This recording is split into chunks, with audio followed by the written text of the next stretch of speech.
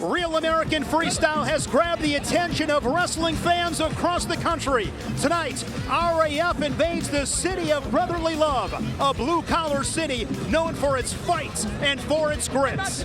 From inside an electric Liacouras Center on the campus of Temple University in Philadelphia, Pennsylvania, it is time for American Freestyle. This is RAF 8. Woo! And for the first time, let's send it to Jazz Securo.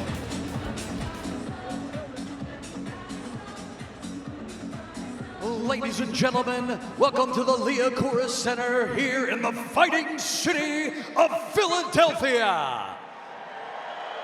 You will bear witness to the hottest combat sport in the world currently today. Are you ready for real American Freestyle?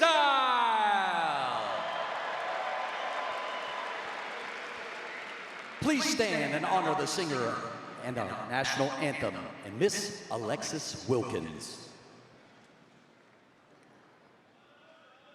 Oh, say, can you see by the dawn's early light what so proudly we hailed at the twilight's last gleaming, whose broad stripes and bright stars through the perilous fight o'er the ramparts we watched were so gallantly streaming, and the rockets' red glare, the bombs bursting in air, gave proof through the night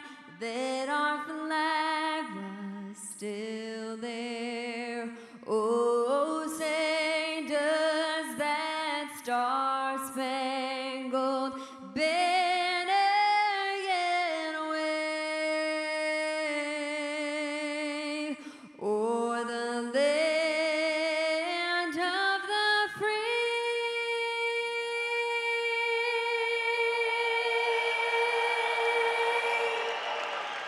And the home of the brave. God bless y'all. God bless America.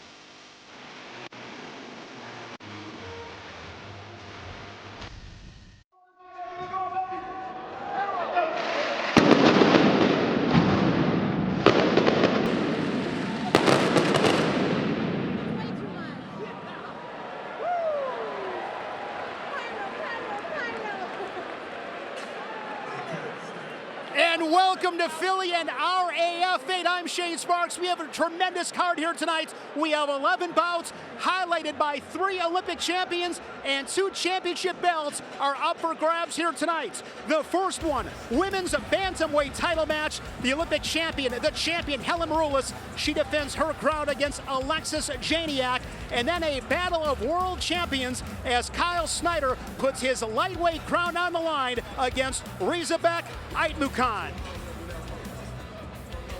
Now joined by the former 2-time UFC champion Juliana Pena and Division I All-American the UFC Hall of Famer Chael Sonnen. We do have an adjustment to the card. We will not see Henry Cejudo and DiJulius. We still have two great main events. The first one, Chael, light heavyweight title match. Kyle Snyder putting it on the line tonight. Henry fished out. I got to tell you, that wasn't on my bingo card. I didn't hold that for the Olympic champion, but another Olympic champion stepped up, and Kyle Snyder to take on a world champion, which, by the way, is a younger opponent. By the way, is a little bit smaller opponent. Historically speaking, that's the hardest guy to wrestle, is from one weight class down. Let's see how Snyder does with somebody he mentored many years ago. And like you said, Chael, 11 years old was Aitmukhan when he wrestled against 11 years old when Kyle Snyder won gold at the Olympics, And I know that he has said at the press conference he is dreaming about the opportunity to wrestle against Kyle Snyder, who will be defending his belt for the first time tonight. Really looking forward to this matchup. Our other main event, it is the young superstar in Arman Tsarukyan and that savvy vet in Urijah Faber. I know Faber wants to get his hands on Tsarukyan. He sure does. Urijah Faber is an absolute legend, and it could be a changing of a guard here. Old guard versus new guard. However, Tsarukyan had said to Urijah, you better make sure that your insurance plan is up to date because I am going to put my hands on you tomorrow night, and I do not want to be on the hook for those insurance bills. Tsarukyan might be Dana White's #1 contender, but Urijah Faber fought for the UFC Championship 4 different times. I think that Faber was expecting a little bit more respect, and he told me after the press conference, I'm going to teach Tsarukyan some manners tonight. We have 11 fantastic matches on the slate tonight. To kick things off, a bantamweight match with a pair of national champions in Lucas Bird and from Lehigh, a national champion a couple years back. Looking forward to watching that match as well with Darian Cruz. But before we have our first match, let's send it to our champion who joins us once again, Ben Askren. Ben, what are you most excited about tonight in Philadelphia at RAF 8? What's up, guys? We got a great card tonight. Well, the two matches I'm most excited for are, like you mentioned, Kyle Snyder and Rizabek Aitmukhan, two world champions going at it, two guys at the top of their game. Kyle just won the world title last year. Aitmukhan is young and up and coming. And then also my guy, Aeoden Sinclair, his first time out at RAF, he beat a world bronze medalist. He's trying to step up and beat the world gold medalist, Zahid Valencia tonight. And lastly, man, RAF has an awesome card. We have 6 world and or Olympic champions on the card tonight. And man, I'm so excited for all these matches. Should be a lot of fun. Ben, appreciate you joining us. We'll hear from you throughout the night here in Philadelphia. And for the introductions of our first match, Jazz Securo. Ladies and gentlemen, our first match tonight takes place in the Real American Freestyle Bantamweight division. Please welcome 3-time NCAA All-American, NCAA National Champion, Olympian from the Fighting City of Philadelphia, Darian Cruz.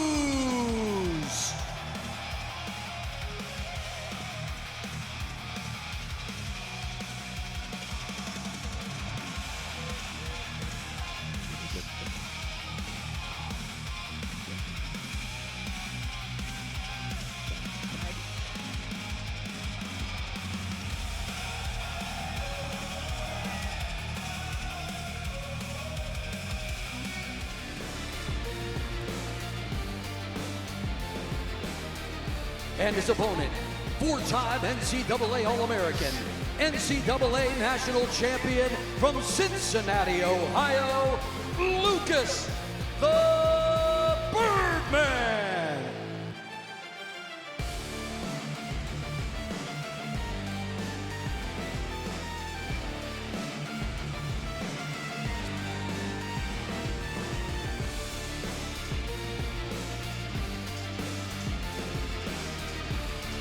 There you see Lucas Bird from Cincinnati, Ohio, a 4-time All-American at the University of Illinois. He was 8th in 2026. He won the national title in 2025 at 133. He won the Big Ten title that same year. The 21st Illini wrestler to win a national title, the first since 2016, the first ever at 133 pounds. They moved a corner. 119 career wins for Lucas Bird. And Darian Cruz, a 3-time All-American for Pat Santoro and the Mountain Hawks. He won the national title at 125 in 2017 on the freestyle scene, represented Puerto Rico at the 2024 Olympic Games. He was 5th.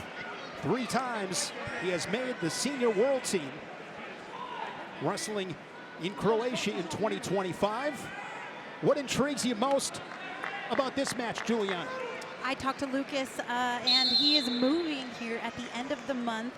Darian Cruz is the local hometown hero, but Bird is going to be the new guy coming into town. And Cruz said, hey, do you need any help moving? Because I can help you move some boxes if you want. So I think that it's interesting that these guys know each other personally. They spend time together, they've wrestled together, they've been each other's training partners, and now here they are competing under the bright lights. I'll help you move boxes. What a scam. What a scam to try to throw his opponent off psychologically, make them think they're friends. Oh, Darian, that's a veteran move. By the way, you know, they call Lucas Berg a short king. Have you guys heard this expression? Oh, yes, I have actually. I had not heard it. Apparently what it means is when a shorter guy has a tall girlfriend, his girlfriend, he goes to the University of Illinois, his girlfriend played volleyball, and they've got like this social media page. Everybody follows them. They're great. They are, Miss Ellie, and she's here tonight. She is in his corner. She is one of his biggest fans, obviously. I got to talk to him. He said 5 years they've been together. I think she is going to jump on the mat if he wins, by the way. They got engaged on April 1st. This match is brought to you by Spartans.com, the official online gaming partner of Real American Freestyle. Scan now or go to Spartans.com to play. Short time. Wait, did you say they got engaged on April 1st? April 1st. They But went does on it count? vacation.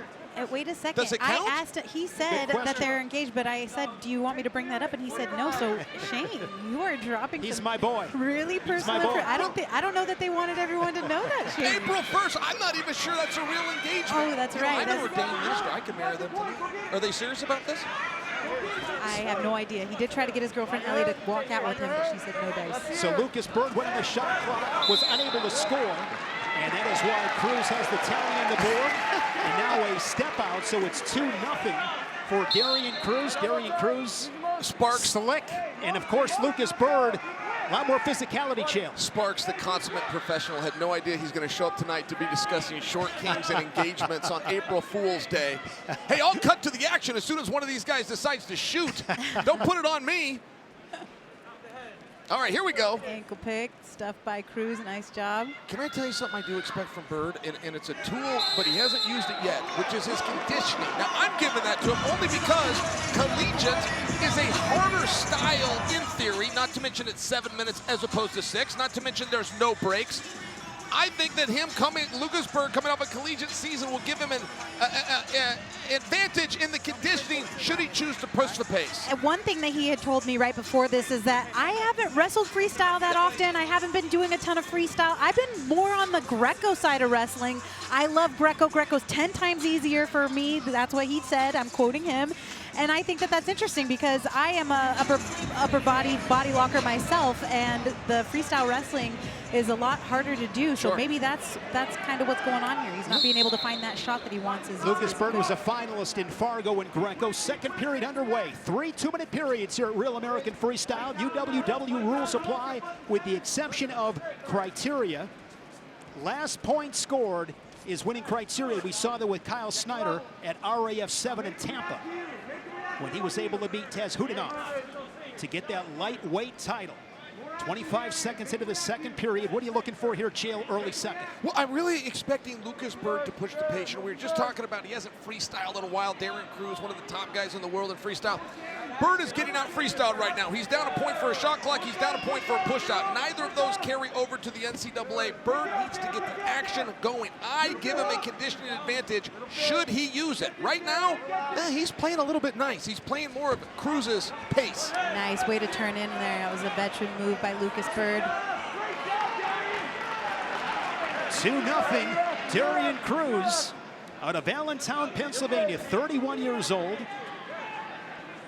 Now coaching at University of Pennsylvania, an assistant coach under head coach Matt Valenti. Down to 50 to go in this second period. Shane, are you old enough to remember when Darian Cruz took out Thomas Gilman? I called that What match. an upset. What an upset. Hey, one of the bigger upsets of my time as a fan, which goes back 40 years, doesn't quite get enough credit, frankly. Well, that was in 2017 in St. Louis. Cruz was the 4 seed. He beat that #1 seed Thomas Gilman of Iowa 4-2 in sudden victory, and that was in the semis. Beat Ethan Lezak of Minnesota to claim that title as the national champion at 125 pounds. Down to 20 seconds. And Chael, when there's time on the shot clock, there's time to score. You want to score in short time. For sure, you got to. And you got to really know where that mat is. Darren Cruz is doing such a good job. I mean, all of our freestyle athletes deserve a lot of credit, but I can really tell the mat savviness, and I can tell that Bird doesn't quite have that.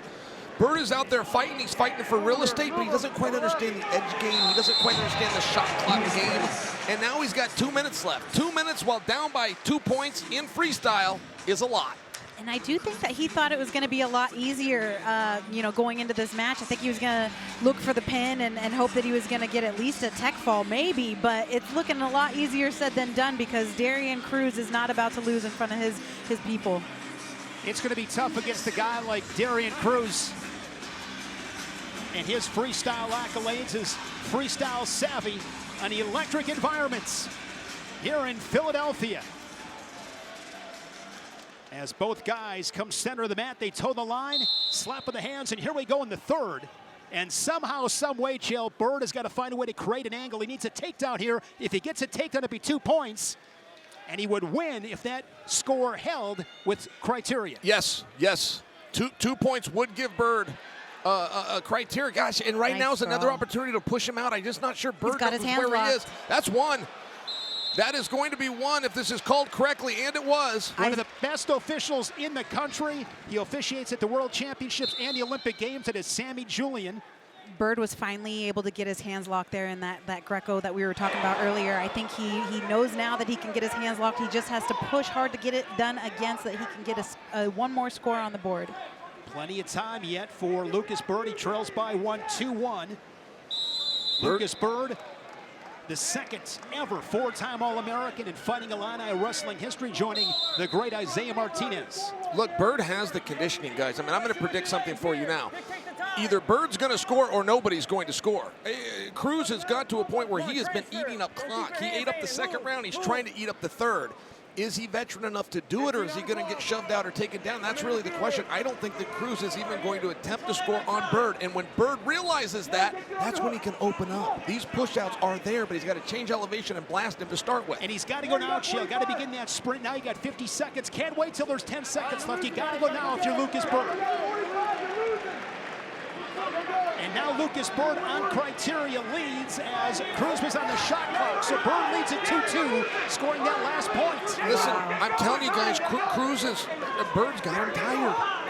Cruz has proved to be a better freestyle wrestler in terms of understanding. Let's take a listen to the corner right now. That's Sam Ray. Zach Ray and Matt Valenti in the corner. Ray was a national champion at Lehigh, Valenti national champion at Penn. Down to 15 seconds. Bird doing a nice job staying center of the mat, circles back in, taking territory on Cruz. He was down 2-0 and scores that last point. And can we just talk real quick for maybe the people that have never watched wrestling for the first time? Based on criteria, Lucas Bird is going to win this match because he was the last one to score a point. And Lucas Bird on criteria scoring that last point. That is the rule for criteria here at Real American Freestyle. 2-2.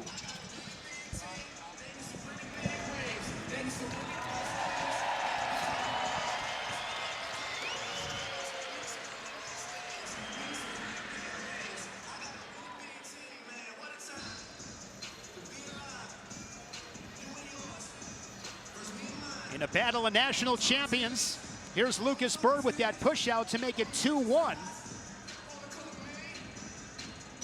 And then Darren Cruz went on the shot clock, could not score in that 30-second window. Ladies and gentlemen, after 3 periods and a final score of 2-2, based on criteria, the last man scored. Your winner, Lucas the Birdman. Do you think he's still going to help with those boxes? I think that they will. Yes, they know that it's just a wrestling match. These guys are not taking anything personal. That was very nicely done by Lucas Bird. Way to win on criteria. Listen, that conditioning, that collegiate pacing is very helpful. And he's got 5 matches with RAF. This is his first. He'll be back, and I know that he's got some big aspirations. I'm talking Austin DeSanto aspirations. Maybe he acts that he can contend for the title. The first of 11 matches At RAF 7, we got the rematch everyone wanted. Arman Tsarukyan and Georgiopoulos. The saga that has unfolded over the past 2 months, it captivated the wrestling world before reaching its apex. The controversy. This isn't going to stop. This is not going to stop. And it has all broken loose. Redemption. So, man, my word, you got $10,000 in cash here for you. So this money is going to this kid. He's sick. What a great guy. You see this? Hey, so you know, like, this money is going to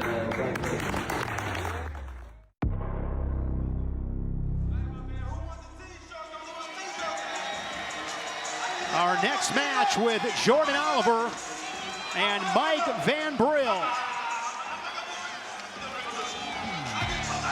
Jordan Oliver, a two-time NCAA champion for John Smith and the Cowboys. Mike VanBril wrestled for Scott Goodale and the Scarlet Knights and qualified for the national tournament on 3 occasions.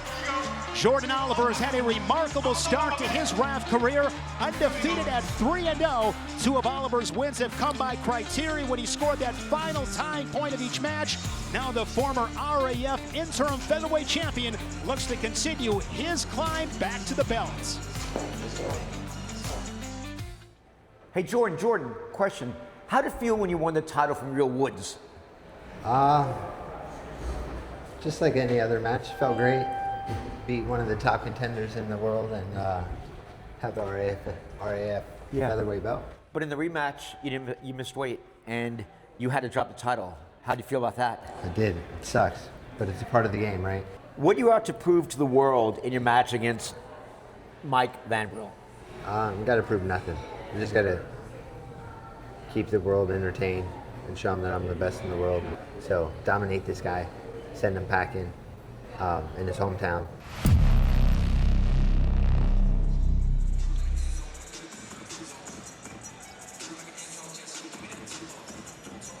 Jordan Oliver out of Easton, Pennsylvania. Let's send it to Jazz Securo. Ladies and gentlemen, our next match takes place in the Real American Freestyle Featherweight division. Please welcome 3-time Big Ten placer, 2-time NCAA national qualifier from Mullica Hill, New Jersey, Mike MVP VanBril.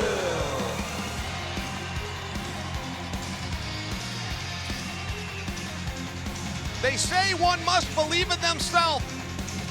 Well, VanBril had better do that because he is being counted out by almost everybody. And I do not mean that as a slide to him. Jordan Oliver might not be the RAF champion, but he is the linear champion, and he is undefeated in the organization. VanBril is making one heck of a hard debut. That's what he gets for spamming Chad and Izzy, saying he would take anyone, anywhere, anytime, any place. Every single day he said, give me a shot. Ask and you shall receive, Mike.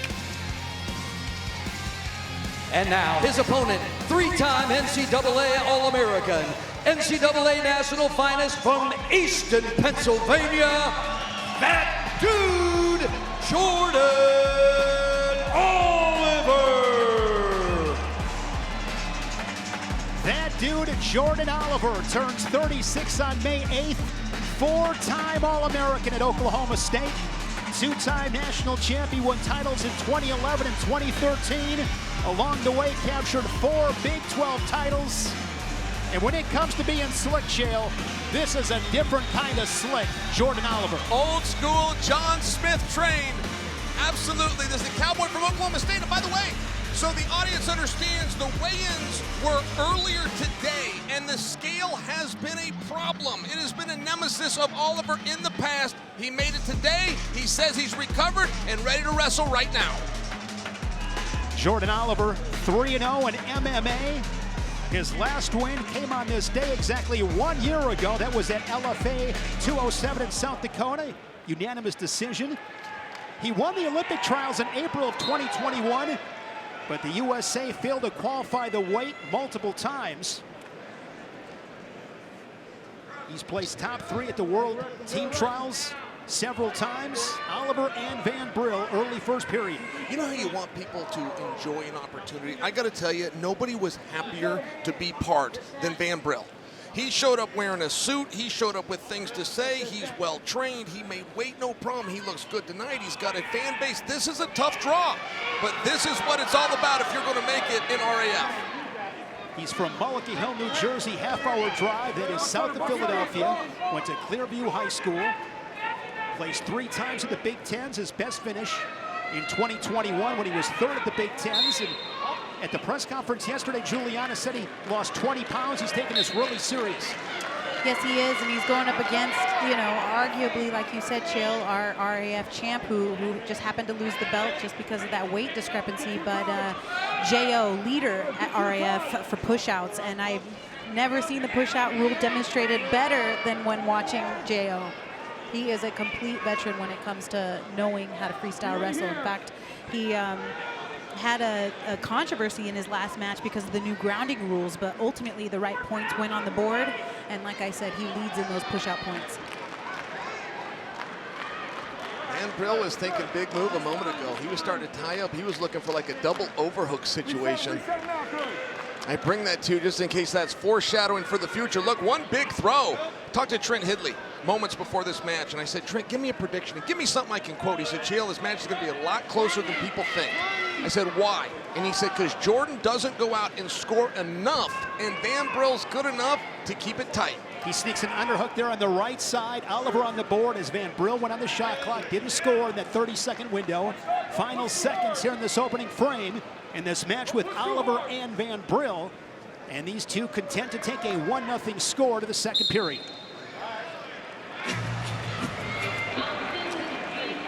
I remember the very first time, Chill, I saw Jordan Oliver was at the Dapper Dan, United States versus Pennsylvania. It was Jordan Oliver against Tyler Graf, who went on to the University of Wisconsin, was a 4-time All-American.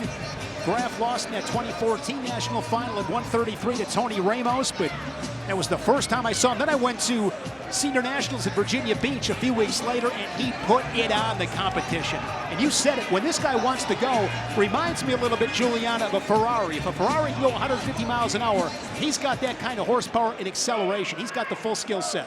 Absolutely, and you need to attack Jordan, and you got to follow through with that attack. Otherwise, you know, he's kind of wrote the book on waiting for you to try to do something, stuffing it, and then being able to skate out with the win. So I need to see him attack. Straight on shot there from Oliver. Good shot recovery there by the former Oklahoma State Cowboy. One thing about Jordan is he can keep his composure. I would say, I used to get frustrated in matches. I need some points. Either you get them or me get them, but we need some separation here. He can stay very calm. He can stay calm until the last 30 seconds, until the last 20 seconds, find a way to win. So a 1-0 lead compared to Jordan's other matches he's had in Real American Freestyle is a pretty good-sized lead. Usually he's down by a point or two at this point of the match. He's wrestled on so many big stages. Junior world bronze back in 2009. Got great poise. And that's what we noticed, Chael, in his other matches. It was he was losing, and then boom, he's playing possum, and at the last possible second, he gets a win. We'll see how aggressive he gets here on the shot clock. Here's a shot from Oliver. Gets to the body of VanBril. And on the edge, he plants the former Scarlet Knight. Feet to back for 4. And that gets this crowd excited. 5-0 J.O. And see, that's something that's exciting about Jordan, and I must tell you, that frustrates me about him. I don't see him go for a score very often and not get it. So then I wonder, why didn't you do that earlier? Why don't you do more of that? If you can go get 4 points whenever you want, do it 2.5 times and call it a match. And the key right there was getting VanBril off the mat. Impressive takedown, explosive from Jordan Oliver. Maybe it's a thing that he doesn't want to go for it unless he knows it's a sure thing, unless he knows he's going to get it. He's just got great wrestling IQ, understands the situation, great awareness. Well, I'm being quite critical. To question the strategy of somebody that's had the success of Jordan Oliver is a little bit audacious, but I do notice it at times. When he needs a point, he can go out and get it, and sometimes I do wonder, well, why do you work so hard if you don't have to? If you're king of the world, go out there and enjoy your throne. It doesn't last long. Be the lion. Final seconds. And Jordan burrows 5-0, that cricket number, after 4 minutes. So Not Oliver, Jordan Boris, Jordan Oliver. Jordan Oliver. that dude. Two great Jordans. By the way, right. Jordan is... Which one? Jordan Oliver Okay. is one end of this spectrum. Look at this, he comes underneath now, he uses those hips, he knows right where he is, he's gonna put him out just so he's safe, finishes that action, feet to back, 4 points. And he takes him out just in case VanBril was to roll him through, wouldn't count, they'd be out of bounds, very tactical to carry him to the edge by Jordan Oliver. Now I do want to bring this up because Oliver represents one end of the spectrum, the veteran, the guy that's been there and had a long career. Same weight class, other end of the spectrum, new guy is Bo Bassett. When does the conversation begin to start to pull those guys together? I mean, are we all going to just pretend that Bassett is an up-and-comer forever? Are we going to finally acknowledge he might be the guy? Bo Bassett's He might be that dude. Bo He Bassett, might be that dude. Bo Sorry, Bassett's going to be, you know, ruling the roost here for the next decade. Easy. Saw Bo Bassett against Vladimer Khinchegashvili. Khinchegashvili will wrestle Johnni DiJulius here tonight. 1:20 remaining here in this third period. Chael, if you are Mike VanBril, how do you create some kind of offense? Because you look at the defense of Jordan Oliver. Great position. 3 options here. 1, defensively, wait for Oliver to come to you. That's probably not going to happen. Second option, push him out of bounds. That's a little bit of a problem too. Third, get to his legs in the center of the mat, try to come out on top and work some parterre. That's the one VanBril needs, but before he can attack, he needs a setup, and Oliver doesn't react to anything. Yep. VanBril's clubbed him in the head looking for reaction. VanBril step left to come back right, looking for reaction. J.O. doesn't give it to him. He's too much of a veteran. He's a positional master. He's seen it all. Even right here, right? He's got a little bit of a square stance, but he's got an elbow with one side, he's got a wrist on the other. It just doesn't leave you any hands to attack if you're VanBril. Oliver is a brilliant, and that's not a word you can use very often. He is a brilliant wrestler. Ben Askren-esque in terms of understanding position, understanding strategies. See Oliver standing center of the mat right there on that RAF logo. Yeah, Mike is a little short, a little late. It's not going to happen tonight, but definitely next time. Going for that inside trip, gets thrown, sat. Hey, look, Trent Headley called this right. This is a close match. It was one big takedown and a push out. That's a pretty close match. Jordan Oliver 5-0. That dude out of Easton, Pennsylvania, winning on this Saturday night in Philadelphia. And here's that big 4-point move. He was on the shot clock, gets the body of VanBril, walks him near the edge and plants him down to the mat, feet to back for 4. And open things up 5-0. And that was the final score for Jordan Oliver. Here is Jazz with the decision. Ladies and gentlemen, after 3 periods and a final score of 5-0, your winner, that dude, Jordan Oliver.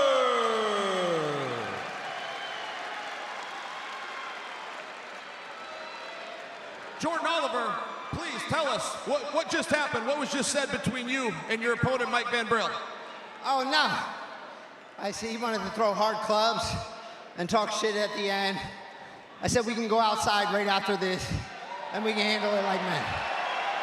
By the way, he was clubbing you. I believe that his strategy was to get you to react, maybe even come to like a double over situation, look for a feet to back. Did you realize that early on not to tie up with him? Even if I did tie up with him, the kid talked him his way into a match. Hats off to him. Go on. I'm gonna keep continuing, keep winning, tracking down these belts. All right, Jordan, this is your crowd tonight. These people were all on their feet.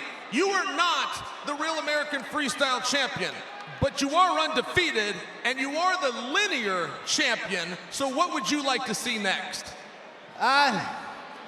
You know, the 155-pound belt is vacant.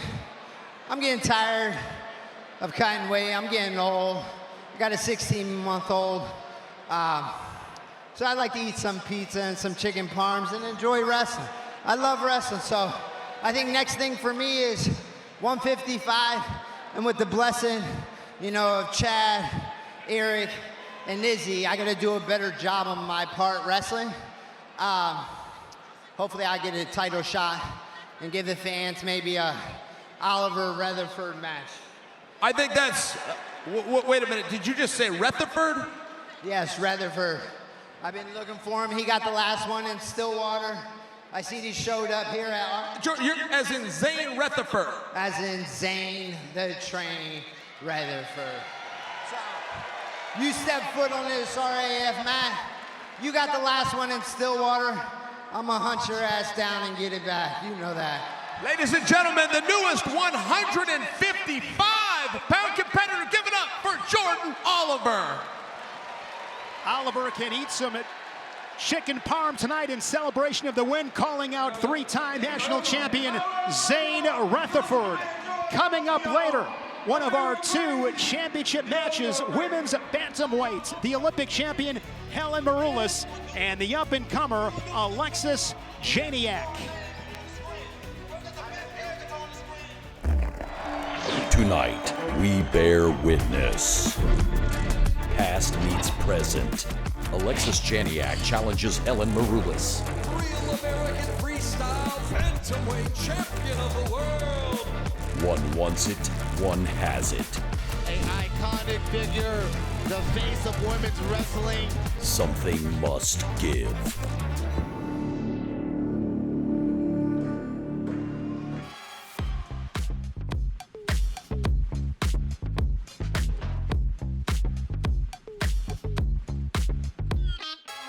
Well, we love coming out here and seeing all the stars that we've got. She's a huge fan of Kennedy Blades.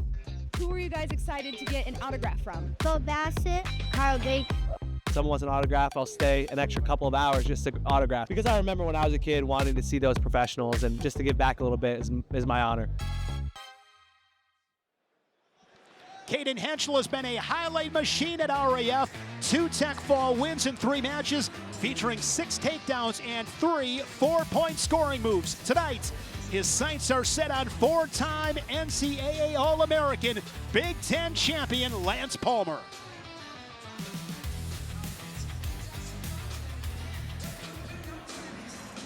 Cayden Henschel wrestled at UW Parkside, Division II school in Wisconsin, and Lance Palmer, phenomenal wrestler and a great fighter, the 2-time PFL featherweight champion. We heard earlier from Cayden Henschel.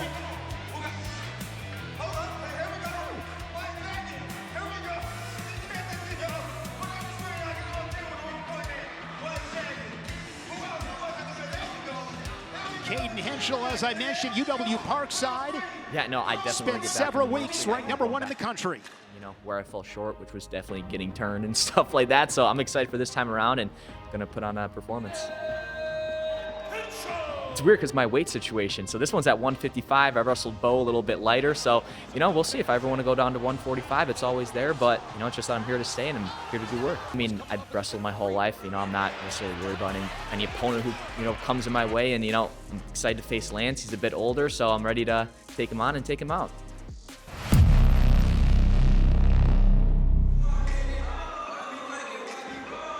Lance Palmer has experienced rough waters thus far in RAF. Couple of really tough matches, suffering 2 tech fall losses. But the 2-time PFL featherweight champion is ready to turn that all around tonight here in Philly.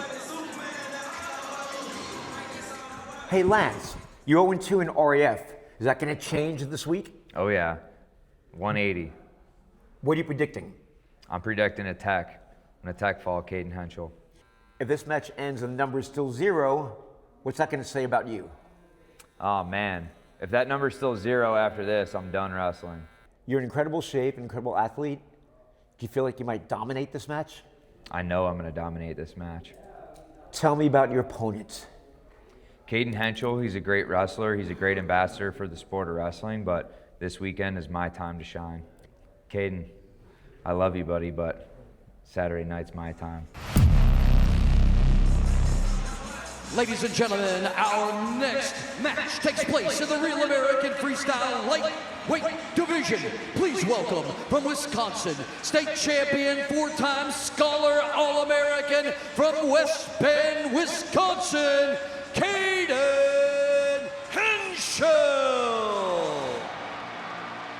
Cayden Henschel, 2-1 at RAF. He beat Keelan Jimison at RAF 2. That's Muggsy. Beat Clay Guida. And then at RAF 5, took down Bo Bassett, but fell to Bassett 14-4. Cayden Henschel takes the mat here in Philly. And his opponent, four-time NCAA All-American, Big Ten champion, and two-time PFL World Champion from Columbus, Ohio, the Party, Lance Palmer. You know, if you want to look at resumes, you can go back to the cadets, the juniors, the universities, the NCAA. You're going to have a very hard time finding a more impressive wrestler than Lance Palmer. Maybe only his brother Colin, quite frankly. I mean, these guys won every tournament you can. Lance Palmer, the Party, a four-time state champion at St. Edward. Him and his brother Lance, four-time state champions for the Eagles. He goes to Columbus, four-time All-American Shield. One of those is a true freshman. You understand how difficult that is. Got the jump on Brett Metcalf, won the Big Ten, made it to the NCAA Finals. I'm just telling you this because he's also had 3 matches in the last 10 years. Henchel had 33 matches in the last 10 months. I think that Henchel is being underestimated.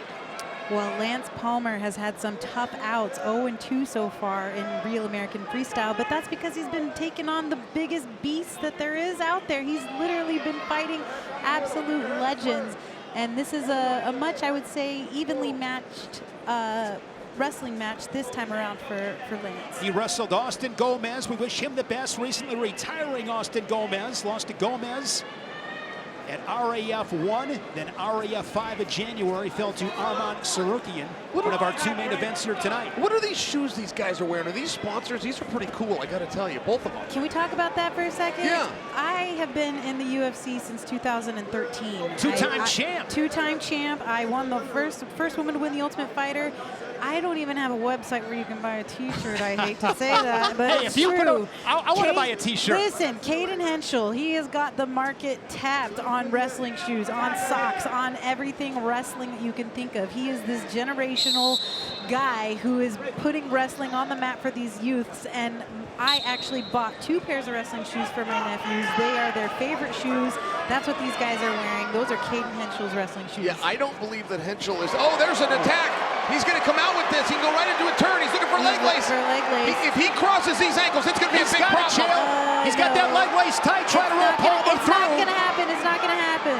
Oh, good thing it didn't. Because if one works and there's still real estate, you're going to get a second and a third. No, Lance just woke up. Lance just realized right now that he's in a match. But those are the situations, Chael, when it's all said and done. That was huge there for Palmer. Yes, he gave up the takedown, but to not get turned, as you mentioned, a lot of times that goes from 2, 4, 6, 8, 10. It's game over. That was good defense by Palmer. Oh, Palmer is so good. He's so good. It's just there's something to be said for Henchel's had 33 matches in the last wrestling season. And as you saw in that opening package about Lance, he said, if I don't win, then I'm going to retire in wrestling.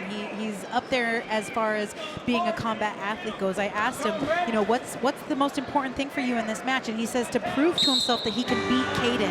And I think that that's the biggest thing on the line, is that, you know, him being 0-2 for RAF and this being his 3rd match, if he doesn't get this done and beat Cayden, he's done. He's going to put those wrestling shoes right on the mat and retire.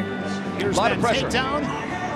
Nice slide by there from Henchel to get to the body and score the 2. And you'll notice that Henchel actually does cross these ankles. I mean, he's got a leg, and Palmer's just said, nope. Yeah. Break my leg. I'm not giving you any more points, kid, because it would have blown the match open. This match would be a wrap had Palmer not toughened up in that very moment. Palmer still wrestles in the Buckeye room 3-4 times a week. In his corner is former Buckeye All-American Reese Humphrey. Second period. Cayden Henschel, you talked about it. Juliana, an influencer, almost 350,000 followers on Instagram. He's an entrepreneur. He's active. I need to get with him, figure out how I can make this website to sell a T-shirt. Yeah, I don't acknowledge Henchel as the best spokesman in wrestling. I believe he's the best spokesman in America. He is so good. He's just he's a great ambassador for the sport. 2-0 score, 35 seconds into the second period as we wrestle here. Lance, at 155 pounds. Lance is my boy, though, and I need him to get it done. I want him to go for it. You can't wait. You just got to sprint. Just get get it done. There's that slide by once again. And great defense there from Palmer to keep this 2-0. You said it, Chael. You said it's gonna. We're underestimating Cayden Henschel, and that's what's happening right now. Cayden's like, you get a young man that's coming off of a competitive season. It's a big deal. Like, their resumes aren't the same. Gets to a leg once again. Look at that, swimming to the head. Even if he doesn't get it, if he knows where he is, he can come up with at least one here. Now, Chael, he didn't wrestle this past season. It was 2 seasons ago, was his final season at Parkside. Had a tough regional, failed to make the national tournament, but spent several weeks ranked #1 in the country. He was good at Division II Parkside. Yeah. He was phenomenal. He was phenomenal. He had that one bad tournament. It's all it takes, unfortunately. Kept his head up about it. Recovered. Started his brand, started his business, came over to Real American Freestyle when he saw the opportunity, put that regional scene behind him, which, hey, you got to do. Those are the things you can end up stuck in the cracks for life. The only way through those hard times is forward, and Henschel did it. Collar tie there from Palmer. Henschel clears short time here in this second period. Just 2-0. Henschel has had several opportunities, able to capitalize with the one takedown, but Palmer, with his defense, keeps this 2-0. It gives himself a chance going to the third period. Palmer's representing himself just fine. I mean, I know he said that he's not going to wrestle again if he loses this. And, okay, great. You can move on. When you want as many things as Lance up, what I don't want him to be hard on himself. I really don't. This is a good representation. You have a match. You live with whoever's got more points. Good duck hunter here by Henschel. Now Palmer scrambles. He just gets tough in this moment. He starts hanging on. He starts thinking stalemate. This is a third time in this match when Palmer's had an opportunity to give up, even in a position, and has chose not to. Palmer is 39 years young. And still trying to win this wrestling match. Cayden Henschel, a state champion at West Bend Easton High School. And here's Palmer now with an underhook, goes into a front headlock position. He's got this one tight, Juliana. yes, he does, and this is the first time that we've seen a little bit of offense from Lance. Let's see what he can do with it. Looking to get behind Henschel. Can he beat that left shoulder? Steps over, and yes, he can. It's 2-2, and Palmer leads on criteria. We got ourselves a dogfight, Chael. Here we go. Yeah, 2-2 lead. Oh, Henschel's thinking, he's thinking collegiate. He was thinking maybe a reversal there. All right, this isn't done. Now, this is going to be a different Lance if he wants it to be. If Lance wants to shut down, he, for the first time, has a lead. I think it would be a mistake, though. I think both guys should still be thinking score. One more point, one more push out. And I think the story up to this point, Chael, is the defense from Lance Palmer. Yeah, it is. It really is. I mean, Lance just came out here and he's just dog tough. Look, he talked about if he loses, he's not going to wrestle again. He doesn't ever have to wrestle again, even with a victory.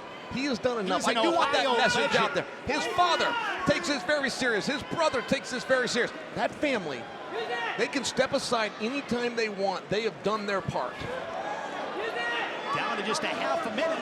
Back in that front headlock for Lance Palmer. Let's see if he can make something happen here.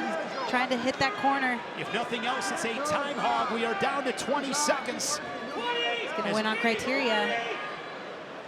Palmer scoring Looking for a takedown here in this third period as they wrestle on the edge. It's another point for Palmer. 3-2. No grounded opponent. Good job. Oh, gosh, Lance needs this. And you can just tell the effort. Look at the effort. He just wants this. He wants this so bad. I really respect it. Here comes Henschel. Henschel with an underhook. Great defense there from Palmer. Nicely done by And Cayden. time runs out. It is Lance Palmer, 3-2. And Palmer picks up his first win at RAF. Ooh, showing some guts in that third period. Thought he was going to do something with that.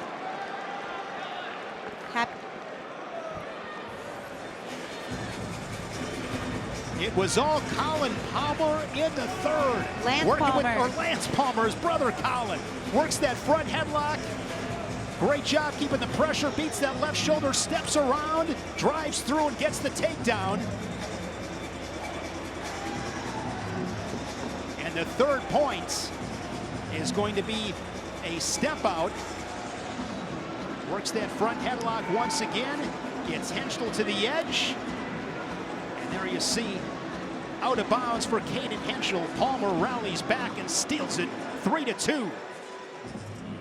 After 3 periods of wrestling action and a final score of 3-2, your winner, the party, Lance Palmer!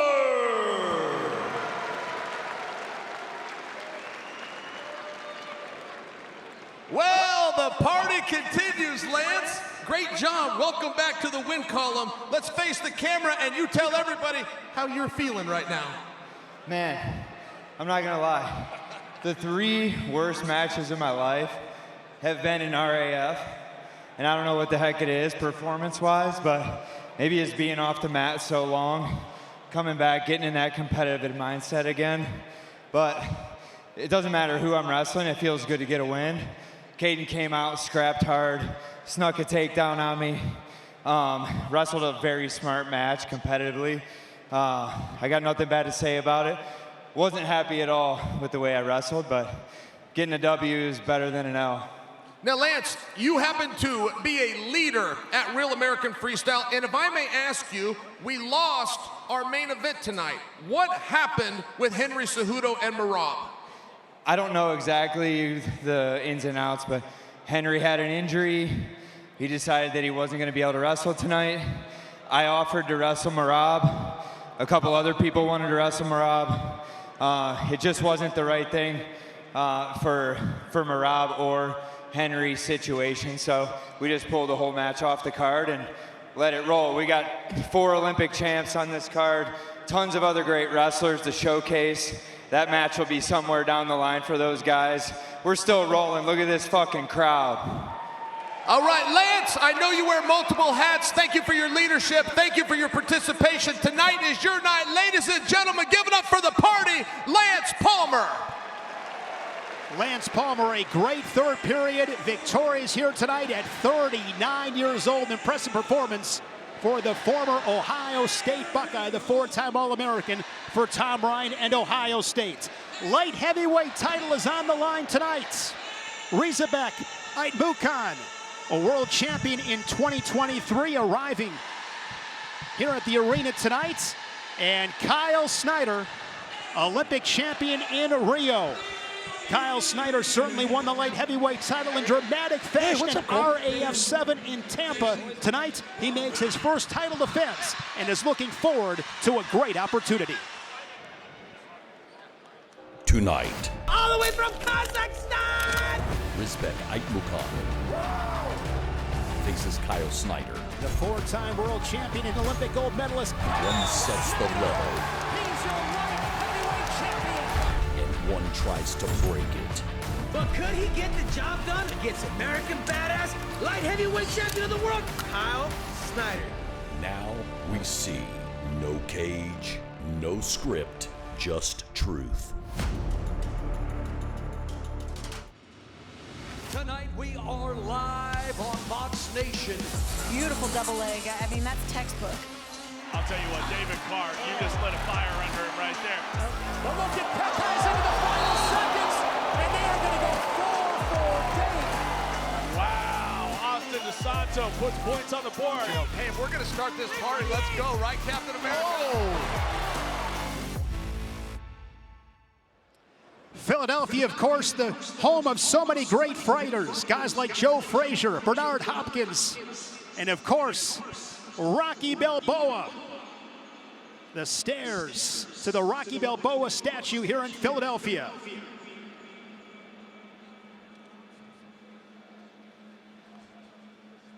The Rocky Balboa statue, arms up in the sky.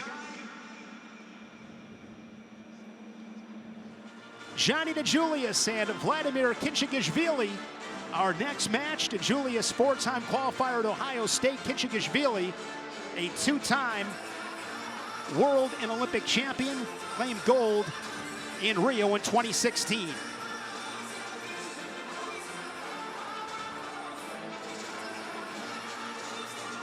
Great scene here inside the Liacouras Center in Philadelphia. And let's again send it to Jazz.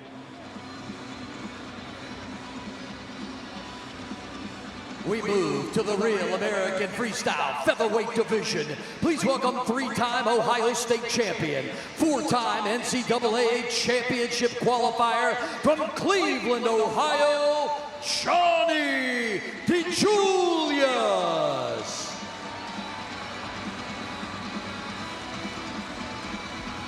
Johnni DiJulius 1-1 in RAF, coming off a win in Tampa over Connor Beebe 9-6. Always a big smile. He loves the sport. A great promoter of wrestling, Johnni DiJulius. You want to know why he's here tonight? Because he's got stones.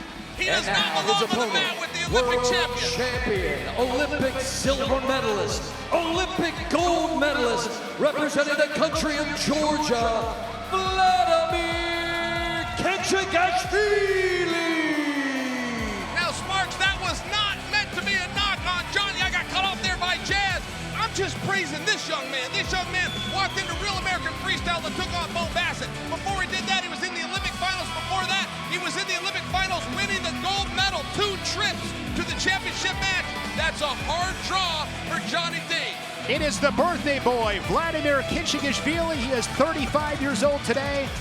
Won that gold at 57 kilos in 2016. He was silver in London in 2012. 3-time world medalist. Won the world title in 2015.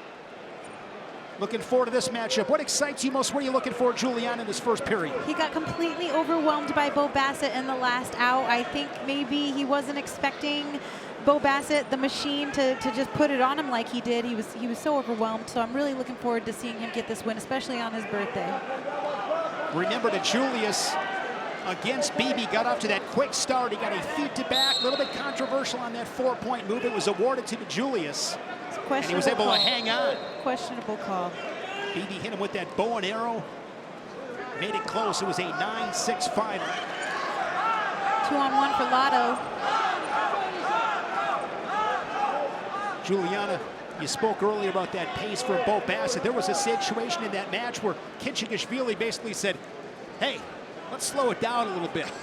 I saw that moment. Yeah, he kind of said, hey, man, we're just like wrestling. Like, take it easy, you know. This isn't an Olympic final, guy. Relax. I saw that moment, and I remember, and he was upset with Bo, and he put an arm around it, and then he got composure of himself and realized, hey, Bo's really not done anything wrong. And he did nothing with it, but they asked him about it at the press conference yesterday, and he admitted, he goes, yeah, that guy was going too hard. I wanted to know, look, this isn't a fight, it's wrestling, but I collected myself because I realized that young man wasn't doing anything I wouldn't do. Here's DiJulius on a single leg.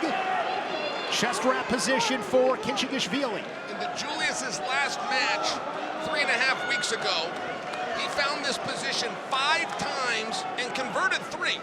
5 different times he got to that same head to the inside single, scored on 3 of them, but was able to eat up clock, shut down his opponent with some of those other attacks. It's definitely his best weapon. Look at that goal behind from Khinchegashvili, who's got his first lead of the match, 2-1. Inside 30 seconds in the first as he works down for a leg lace. He's got the ankle. And this by the way, quick. Little quick there, parterre.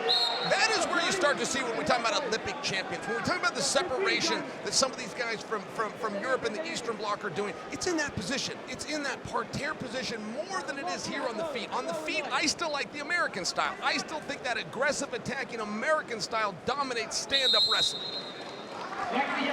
First period comes to an end, 2-1 score. Johnni DiJulius with Reese Humphrey in his corner. Some fun facts about these guys. Johnni DiJulius likes to jump out of planes and off of cliffs, and Lotto is a member of the Congress in his parliament. He is a member of the parliament, excuse me. In Georgia. In Georgia. I asked him at the press conference, I said, tell me about that. How do you balance being a member of the parliament and wrestle? And he says, I do. That was his answer. Right. Nobody knows what that means. Yeah. I mean, we know that you do. I think he thought I was trying to get him in a gotcha moment. Yeah, no, it wasn't like that. I was really just interested. Like, that's awesome. DiJulius had a front headlock now poked in the eye. Guys, you know what else? There's going to be some big news tonight. So stick with us tonight. There's going to be an amazing announcement. What is it? Made by Real American Freestyle, and we don't know what it is. Tell me. We have no idea. It's a surprise. Oh. We're going to get the news tonight. It is big-time news. That's a bit of a dick move by you. You're I going to tell love us surprises, except from my kids. That's a little rude. All right. What? Not from your kids? I don't want surprises for my kids, but I'm excited about this. Why? This big announcement. You don't mean the surprise Julian, gift. you'll You mean the understand. surprise call from the principal. You mean that kind of a surprise. Or those. Or they're like, I'm pregnant or something like that. I definitely don't want that call. No. Woo, Here's nicely done Khinchegashvili. by Lotto. His second takedown as he pokes his head to the outside, turns the corner. Just a great conversion. 4-1. You guys will, of course, know the name of the great Spencer Lee. Wrestled one time here. Won everything you can possibly win. But Spencer Lee will do a leg lace, where he's in that same position, but instead of trying to get the legs in the right spot, he'll just bury his head. He'll bury his head, take the legs where they are, and almost use a gut wrench type motion. I don't see enough guys going to that. I feel that more guys need to study Spencer Lee and that turn. When Spencer he's on learned it from top, it is trouble. Tom Brands used that in 1996 in Atlanta over the Russian in the semifinals to earn a technical fall. And I just share with you, it's a very devastating leg lace, and sometimes guys try to get a little too pretty in that position. Every now and then, bury your head and turn the son of a bitch over. Now I'm really sounding like Tom Brands, aren't I? I love it. 30 seconds left, second period. I want to see DiJulius go for something. I don't care that he's going up against an Olympic champion. I want to see him go offensively, attack hard, and go put it on him. I agree. In the press conference, he talked about Johnny DiJulius swimming with the sharks, jumping off the buildings. He said, people call me fearless. He goes, I'm scared to death. I'm scared to death, but I'm brave, and there's a difference. But he is great for the sport. Another clinic tomorrow here at RAF. They do a phenomenal job. We had the fan zone today, the clinic tomorrow. Yeah. And it's great for these young wrestling fans to get to meet their heroes. They do a phenomenal job at RAF with that fan-athlete engagement. And Johnny DiJulius is such a great ambassador for the sport, but they did ask him, what is harder, jumping off of a cliff or out of a plane or wrestling against an Olympic champion? It was like, Jill, here's those takedowns from Khinchegashvili. Right there was just good defense. I mean, listen, Johnny had done one of two things. He either attacked a single or he attacked a high crotch, both with the attack arm being the right arm. Once Khinchegashvili got used to that, he just timed it and passed him by. And then on this one, he does an attack of his own, comes right to the outside after an elbow control. Very beautiful. 4 points to 1 as we go into the third period. Looking for a win on his fifth birthday. Here's DiJulius. Hey, do we got Ben Askren on standby, by the way? I think we do. All right, so if we run into a technical problem, okay, no. Oh, I'm glad the ref didn't call that. Some would, but that was not exposure. Crackdown position. Turn him up, Johnny. Johnny's trying to turn him. All right, the ref gave 2, and he gave it to Johnny. Okay. Nice. 1 point match. I asked for it. Ask and you shall receive. Nicely done, Johnny DiJulius. Yes, because that was just heart and grit. That is what you called for. You asked for an attack. That was just a straight up attack. Oh, he's street fighting now. Look at this. He's back in his stance. Let's go, Johnny. And now DiJulius, if he can get a step out, he can win this match on criteria, scoring that last point, but still plenty of time to go. Over 60 seconds in a 1 point match. That takedown for DiJulius has put him right back into this one. Well, look, if Johnny studied what Bo did to find success, Bo did not go out there with some beautiful techniques we haven't seen. Strength, Great answer. Bo just put pressure on him. What strength for the birthday boy. His third takedown. That was a great response from Khinchegashvili. Was up by 1, did not protect the lead, stayed on his offense, and got back to the legs with a finish, 6-3. That was just like man strength, you know what I mean? He picked up his leg and just literally said, mine. Here's DiJulius on a high crotch. They're doing it together. 2 or 1. Oh, he's going to give him 2. Right call. And it is 2 confirmed. They're doing the same move to each other. And I love this. The body language from DiJulius. It's the eye of the man. Listen to this crowd getting into this one. Getting behind DiJulius. Eye of the tiger by DiJulius. I see it too. Listen to the USA chants. I've never seen him wrestle this good. This is awesome for DiJulius. Front headlock for Khinchegashvili. But the Lotto, the birthday boy, he's not going to have it. 15 seconds to go in the third and final. Oh, just grabbed his foot. On a low single, reaches across, corrals at opposite angle. And that is going to be the nail in the coffin. 8-5 on his 35th birthday. Nice. The Olympic champion, Vladimer Khinchegashvili. Congratulations and happy birthday, Lotto. That was a fun match. Both those guys leaving it all on the mats. Fun scrap with DiJulius and Khinchegashvili.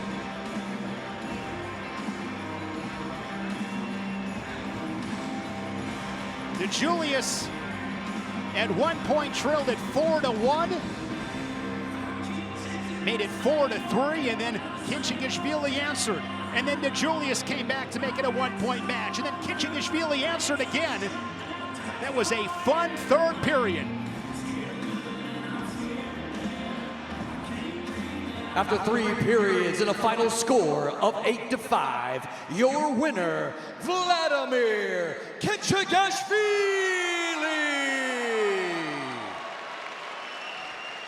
Happy birthday to you. Happy birthday to you. Happy birthday, Olympic champion. Happy birthday to you. Thank you very much. მოგესალმები საქართველო, თქვენგენაცალ. მადლობა ყველას, გვერდში დგომით აქ მოსვლის. I come back in game.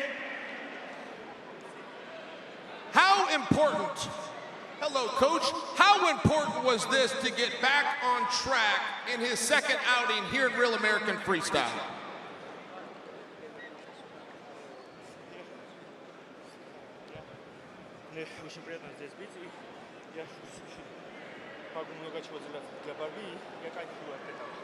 He said he's enjoying to be here and he can do a lot for this wrestling and for this league, and he really enjoyed to be here. And he can help a lot. And coach, if I could just ask one question, is there anybody that he has his eye on? Is there anybody he would like to see next?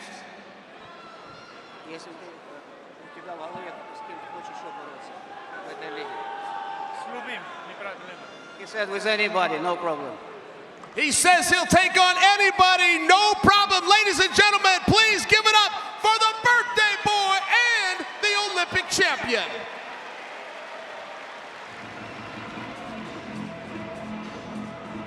And there is Merab DiJulius.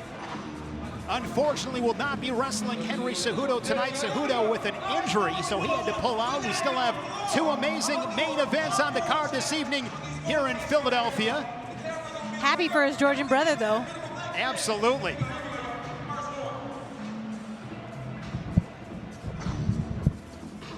Still to come, a heavyweight matchup with Shamil Shereipov and Tony Cassioppi. There you see Cassioppi on your right. 4-time All-American for Tom Brands at the University of Iowa. Shereipov was bronze at the World Championships last fall in Croatia.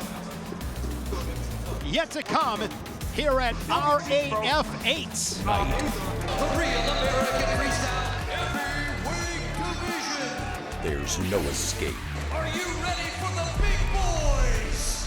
Tony Cassioppi wrestles Shamil Shereipov. Cassioppi's #1 way to win matches is he gets guys tired. No cage. He's not going to come out with this. That's Cassioppi for 2. No script.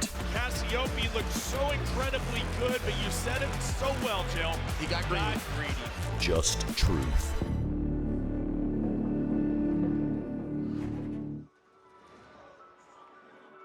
RAF wrestling is something I've never experienced in my 17 years of wrestling, and now it's just like, it's the thing I think about most. It's what gets me so excited to compete and to train, and just, it's amazing. It's huge, and I'm excited for it.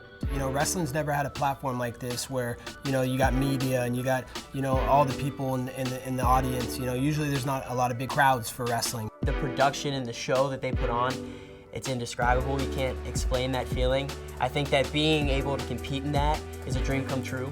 To entertain people that are not wrestlers, to entertain people that are like on the bubble of wrestling or not, is just amazing. You have to bring a little bit of an entertainment factor to it, which I honestly love. I think wrestling does need more of that, so it's awesome that it's finally coming into fruition.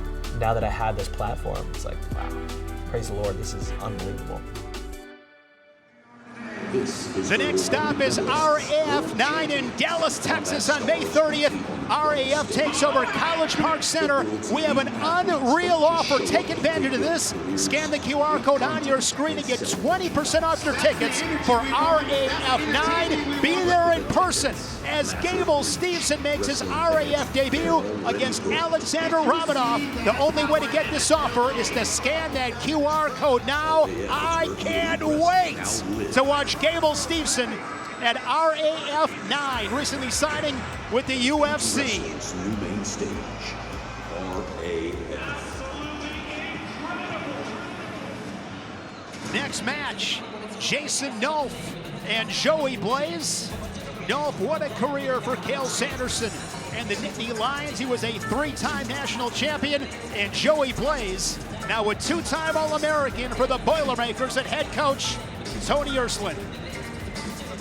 Jason Nolf comes into RAF 8 red hot, having won both of his previous 2 matches by 10-0 10 falls. He's been dominant entering tonight. He hasn't allowed a point on an RAF match in 231 days and is solely focused on moving towards another middleweight championship opportunity. Thing that we've ever seen. Jason Nolf coming up from the Raptors. I love it. Stakes are super high. I mean, this is an unbelievable atmosphere, an unbelievable show. So just want to go out and show that I'm the best. Beautiful high cross to the finish. Boom! I'm going to shoot a lot of shots and score a lot of points. Have some fun while we're doing it. He's going to load up his hips, roll it through. It's a wrap. And he's got the 2 on the edge and is a technical. Got to have the RAF title. That's what it's about now. Let's do it.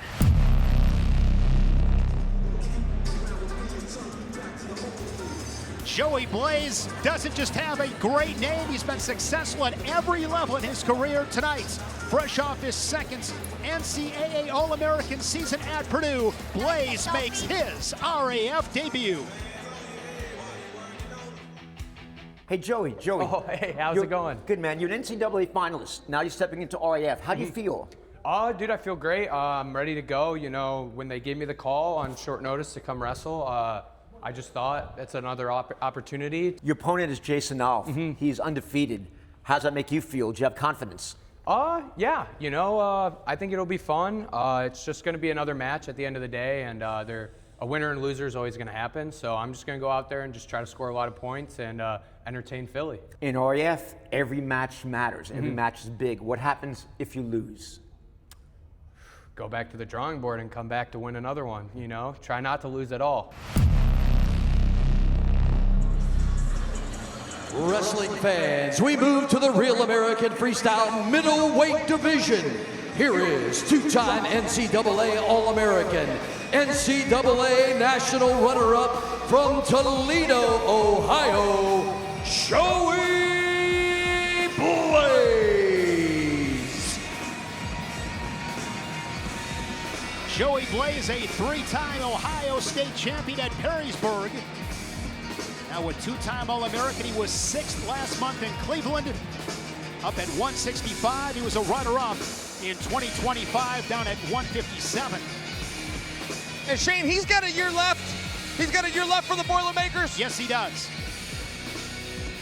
As we await Jason Nolf. And here is his opponent, Olympic trials finalist, 3-time NCAA national champion from Round Rock, Texas, Jason Nolf. Where is he? Where's Jason Nolf? I don't know. Where? Check this out. Where? Check this out. Jason Nolf up in the stands, takes off the sweatshirt, the t-shirt, the shorts. Here he comes. Well, how long's he been there? Did he have time to warm up? I have never seen something quite like this. A man of the people. Chill. He took a page out of your book. He's the people's champ, like the bad guy, Chael Sonnen. He looks a little dry. I'm wondering how long he's been in the crowd. I love that they walked him out like Sting, by the way. It's just cool. This is a guy that got the jump on board Jordan Burroughs, came up a little bit short to Kyle Dakin, thought that his career was over. Real American Freestyle saved Jason Nolf, and I'm glad they did, because he's got a lot left. And he's been spending a lot of time with jiu-jitsu, and he said because of these RAF opportunities, stepping away from jiu-jitsu and putting more focus on the wrestling mat, one of the tremendous talents last decade, and wasting no time like a dog on the bone, and he's on the board 6 seconds in. How about that? You talk about, Julian, you can appreciate this being in the cage. That's how you throw a first punch and set the tone. Jason Nolf has been an absolute stud. He was in arguably the most exciting wrestling match I've ever seen against Evan Wick at RAF 1. He's an exciting guy, and of course, it's really hard to split your wrestling time and the jiu-jitsu time, and RAF is taking off, so he says it's all about wrestling for me. What a jerk. He came and blasted him across the ring, picked his leg up and threw him down. Look, Jason Nolf is just a little too much man, in my opinion, for a guy that's got collegiate eligibility left. But I talked to Nolf's wife, Maddie, yesterday. Ran into her at the hotel. Pro soccer player. Yeah, and I said to her, I said, hey, I think this is a pretty favorable match for Jason. And she was a little nervous about it and said that so is Jason. They said, look, we actually know He this wasn't kid. nervous, Chael. Will you just stop? They said this he's guy's tough. He's not afraid of anybody. I didn't say he was afraid of him, but they said he wasn't nervous. Come on. Is nervous an insulting word? Where I'm from, nervous isn't an insult as much as it means, hey, look, we're not taking this guy lightly. And I even said that. I said, well, you know, but he's a younger guy. You're going to have just too much strength. And they said, do you think so? And it was almost where I was like reassuring them that, look, your accolades are a lot. But they thought that Blaze was a pretty honorable opponent. You're laughing. This is a very serious story. I'm actually not joking about it. What are you laughing at over there, Sparks? Here it comes Blaze in a single leg in a 2-1 match. 45 to go in the first. A takedown would give him the lead. But this is where Nolf is still getting these scrambles. But Blaze doing a really nice job staying patient. He can pull him backwards, kind of make him do the splits as a way of getting that far leg, or he can just run it straight forward. I will give you this, Chill. His wife, Maddie, now might be a little bit nervous. I still don't think Jason is, but his wife might be a little bit nervous right now. She was the one speaking for him. Sorry, Jules. No, it's all good. I just thought you were talking about Jason's wife, not Joey's wife. Oh, what an ankle pick. Nice. Cael Sanderson-esque there from Jason Nolf. All that weight on the head. Interesting. He dropped down to that knee, and then Blaze circled out. Now, if Blaze would have circled out before dropping to the knee, referee might have given that 1 as opposed to 2, but as it stands, 4-2 lead for Nolf. Hey, listen, Blaze is already doing a little better than I thought. Blaze is a stud. He's a stud. In the strength department alone, I just thought Nolf was a little too much man. Blaze is holding his own. He's holding his own, and he's long. He's got a long frame. Here is Nolf right off the whistle. He scored. Scoring 6 seconds in. Push out. And then his most recent score, check out how pretty, how slick that ankle pick is. He picks it and scores the 2. And he leads it 4-2 after 2 minutes. Oh, the weight on that head. Joey Blaze, the 13th two-time All-American in Purdue history. The 2nd in program history to All-American at multiple weights. He was a national finalist as a true sophomore for head coach Tony Ersland. Lost to Antrell Taylor of Nebraska in that championship final. He was the youngest national finalist since 1954. Purdue, the first true sophomore since 1994. I like that Blaze took this matchup against Jason Nolf and making his debut against somebody so tough. You get better against guys like Jason Nolf. This is a great opportunity here for Joey Blaze, and he's represented himself extremely well in the first 2 minutes and 20 seconds. Oh, yeah. And by the way, you know, I mean, I got to go back, and we talked about this earlier with the Henchel and Lance Palmer match, but Nolf is wrestling when he can, and that means about 3 or 4 matches. And again, Blaze, he stepped out, though. That was a mistake. He just didn't know where he was. Not enough freestyle. Blaze has had, 35 matches. He's had 35 matches in the last season. That matters. I mean, he's out there really holding his own, and I suspect as time goes on, that's going to favor, believe it or not, I think it favors Blaze. Blaze coming off a college season. That's a really good point, Shale. Active. And here comes Jason Nolf right back in. He's such a great scrambler. Yes, he is. I think that jiu-jitsu over there at Kingsway has been paying dividends for Jason Nolf. You know, do we need to give Cael Sanderson some credit? One thing about his guys, they like to wrestle. They show up with a good attitude. I mean, even the cornermen, I see Varner over there in the corner, they're happy to be here. They'll take on anybody. There is something that those state college guys have where they really do enjoy our sport of wrestling. And they wrestle, they put points on the board. Big sprawl for Jason Nolf. Blaze underneath those hips of Nolf. Cliff Ramos will blow his whistle, bring them back to their feet. Last year, Joey Blaze, on the freestyle side of things, he was 3rd at the Senior World Team Trials, won the Zielkowski Memorial in Poland. His former teammate Matt Ramos, little RAF history, wrestled in the first ever RAF match against Nathan Tomasello. Our referee here, Cliff Ramos. I'll tell you something a lot of people don't know. When that fight broke out with Arman and Giorgio, I saw it, but the camera wasn't on it. Cliff Ramos put Arman Tsarukyan in a rear naked choke. And Arman let him do it. Arman saw it was the referee and he respected it. I'm watching the whole thing. Will somebody get a camera on this? The referee is strangling Tsarukyan. 1 point for Jason Nolf on the step out. Nolf's just done a really good job in taking territory. Been able to move Blaze around, getting to the edge, a few step out points. Back to your point, Chael, we got the best refs in the game.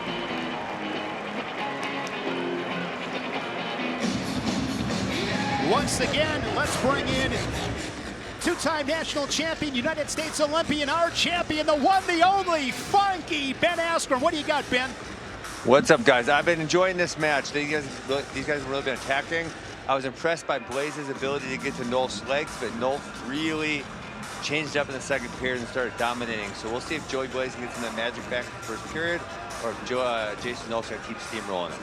Hey, Ben, Sparks says he's got a surprise later. Do you know what it is? He won't tell us. Do you know what it is? Man, I think there's going to be a big surprise, Chael. I heard it. I'm really excited about it. Oh, it's going to happen. It's I can't not believe fake no a one big told surprise. you. It's a big surprise. We've been told about it. We talked about it last night. Big surprise. We'll announce it here tonight in Philly at RAF 8. Of course, RAF 9 will be in Dallas end of May.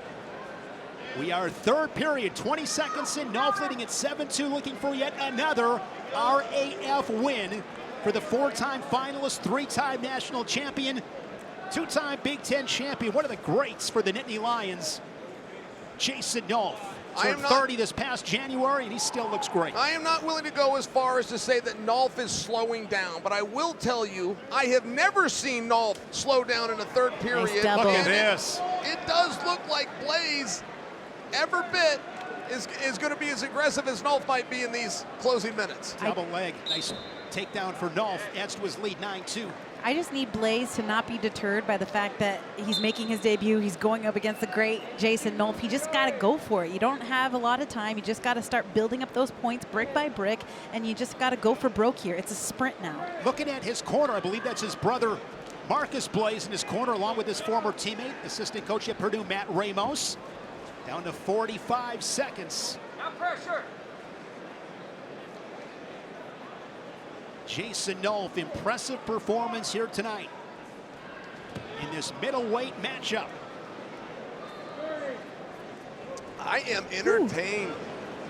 I really am. I'm impressed with Blaze. Look, it's a hard thing to step in here. Absolutely. Being a young guy taking on one of these There's veterans. that double leg again. It is to step in against a guy like Jason Nolf. And it's a precursor. It's a precursor to later night because we're going to see the Red Panda. We're going to see Sinclair doing the same thing where he's going to take on the world champion in Zahid, Valencia. But there's also a lack of pressure. There's also an ability to use that as a weapon. Again. Oh, look at Nolf. What? Oh, wait a minute.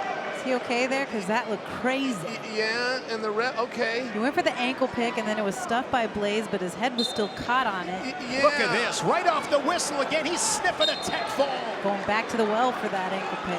11-2. I mean, Jason Nolf, it is 6 minutes on the gas pedal. He's so tough. I like jiu-jitsu, but I don't respect it the same as I do wrestling. Right there, I've said it. Whenever he loses in a jiu-jitsu match, it surprises me. I'm offended. I can't believe anybody can deal with Jason Nolf. And look at his breathing. Great conditioning. Jason Nolf was really good with those attacks below the knee. Saw a couple of ankle picks, took territory in this match, getting a few step outs. Just some slick work from the three-time national champion and two-time U.S. Open champion. He won those titles in 2022 and 2023. Jason Nolf. Putting on a clinic. And just came out to scrap tonight. Credit Joey Blaze. He got better tonight. Great opportunity. Fun match to watch. Ladies and gentlemen, after 3 periods and a final score of 11-2, your winner, Jason Nolf.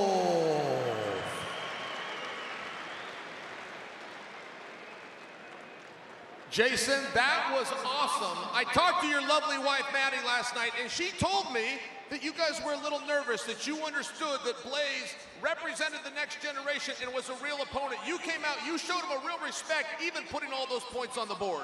Yeah, he's an absolute beast. He's really hard to score on, and some of those positions, you know, he was scrambling really well, and even though they gave me that 2 on that one time, I thought that maybe he was gonna wrestle up and finish that. He's good. Now, tell me a little bit about your entrance, by the way. I fell for it. I was looking, I was waiting for you. You were up in the stands. How long were you up there, champ? Did you have time to warm up? About 3 or 4 hours I was up there. No warm up, no, I'm just kidding. But no, it was great. You know, I love getting the crowd involved. Thank you guys so much for making this a special night for us. It was awesome. Jason, I know at one point you thought that your time in wrestling was done. You switched over to some grappling and jiu-jitsu. Real American Freestyle brought you back. But is it safe to say the retirement of you in wrestling is over? You are officially back. Can I say that? I'm back. Let's go. And I'll leave it at this. Who do you want next? I'd really like to go for the 175 belt. So let's get, you know, me and DJ maybe in May. Ladies and gentlemen, your winner, Jason Nolf. He is back. Jason Nolf, impressive performance here in Philadelphia at this RAF 8.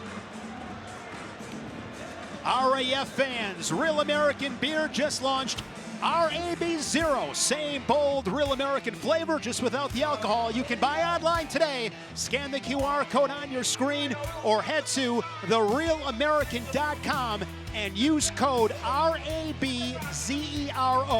for 10% off. Real American Beer. I am really looking forward to this featherweight showdown with Real Woods and Anthony Ashnault. It's about to go down now here in Philly. RAF's first ever featherweight champion, Real Woods, has since suffered 2 devastating championship losses. 3rd round losses by criteria to Jordan Oliver, surrendering the final points in both to lose tiebreakers. Tonight, Woods looks to reset and begin his climb to another title opportunity. Hey, Real, you were the first RAF lightweight champion. How'd that feel? Oh, it felt amazing to be able to be the first, to be able to be the #1 guy, to start out this organization. I mean, it felt like I was on top of the world. Yeah, but you were champion, and you talked about swagger. Then you lost twice in a row to Jordan Oliver. Yeah. What does swagger mean right now? When you take a loss, you fall, but your identity doesn't fall, right? So I am who I am regardless. What's your goal for this match this weekend? To make a statement, right? I'm on a journey to get this belt back, and I gotta go. It starts Saturday. Situation, guys, it's what they talk about Rocky. It's not about getting knocked down, it's how do you get back up? NCAA All-American, NCAA National Champion from New Jersey, making his RAF debut, Anthony Ashnault. This is one bad mofo, mobbing Anthony Ashnault from South Plainfield, New Jersey, but an hour 15-minute drive northeast of Philly. The all-time wins leader at Rutgers. The only 4-time All-American in Scarlet Knight history. His opponent, a 4-time NCAA All-American, NCAA National Finalist, and the former Real American Freestyle Featherweight Champion of the World, Real, the Real Deal. Woo! It's about to go down. This is the guy. I mean, this is the guy that Real American Freestyle's got on top. This is the guy that's already in Final X. This is the guy that is the defending world bronze medalist. But Anthony Ashnault, an undefeated NCAA champion, which is one step further than Real Woods went. I mean, just to remind you, yes, Real's got some freestyle credentials, but Ashnault's got the college credentials. Real Woods had a phenomenal 2025. Last year, 4th at the U.S. Open. Senior World Team Trials Tournament Challenge champion. He beat Brock Hardy to win that title. Beat Joey McKenna at Final X. He went to Croatia, and as you mentioned, captured the world bronze medal. Real Woods, 4-time All-American. Once at Stanford, 3 times at Iowa. This is that sleeper match that has the opportunity to be match of the night. We've seen some great matches here tonight. Guys have come to wrestle. You got to score points. You got to put on a show. People want to see a fight. Chill. Don't make me go home and watch Gladiator tonight because I didn't see a fight. Hey, right? Sit next to you guys. You know what? I want to get punched in the mouth right now. I want to see a fight. I'm pretty upset I could do that for you. Waitress, I don't want to get punched by either one of you. Waitress, I'll have what he's having.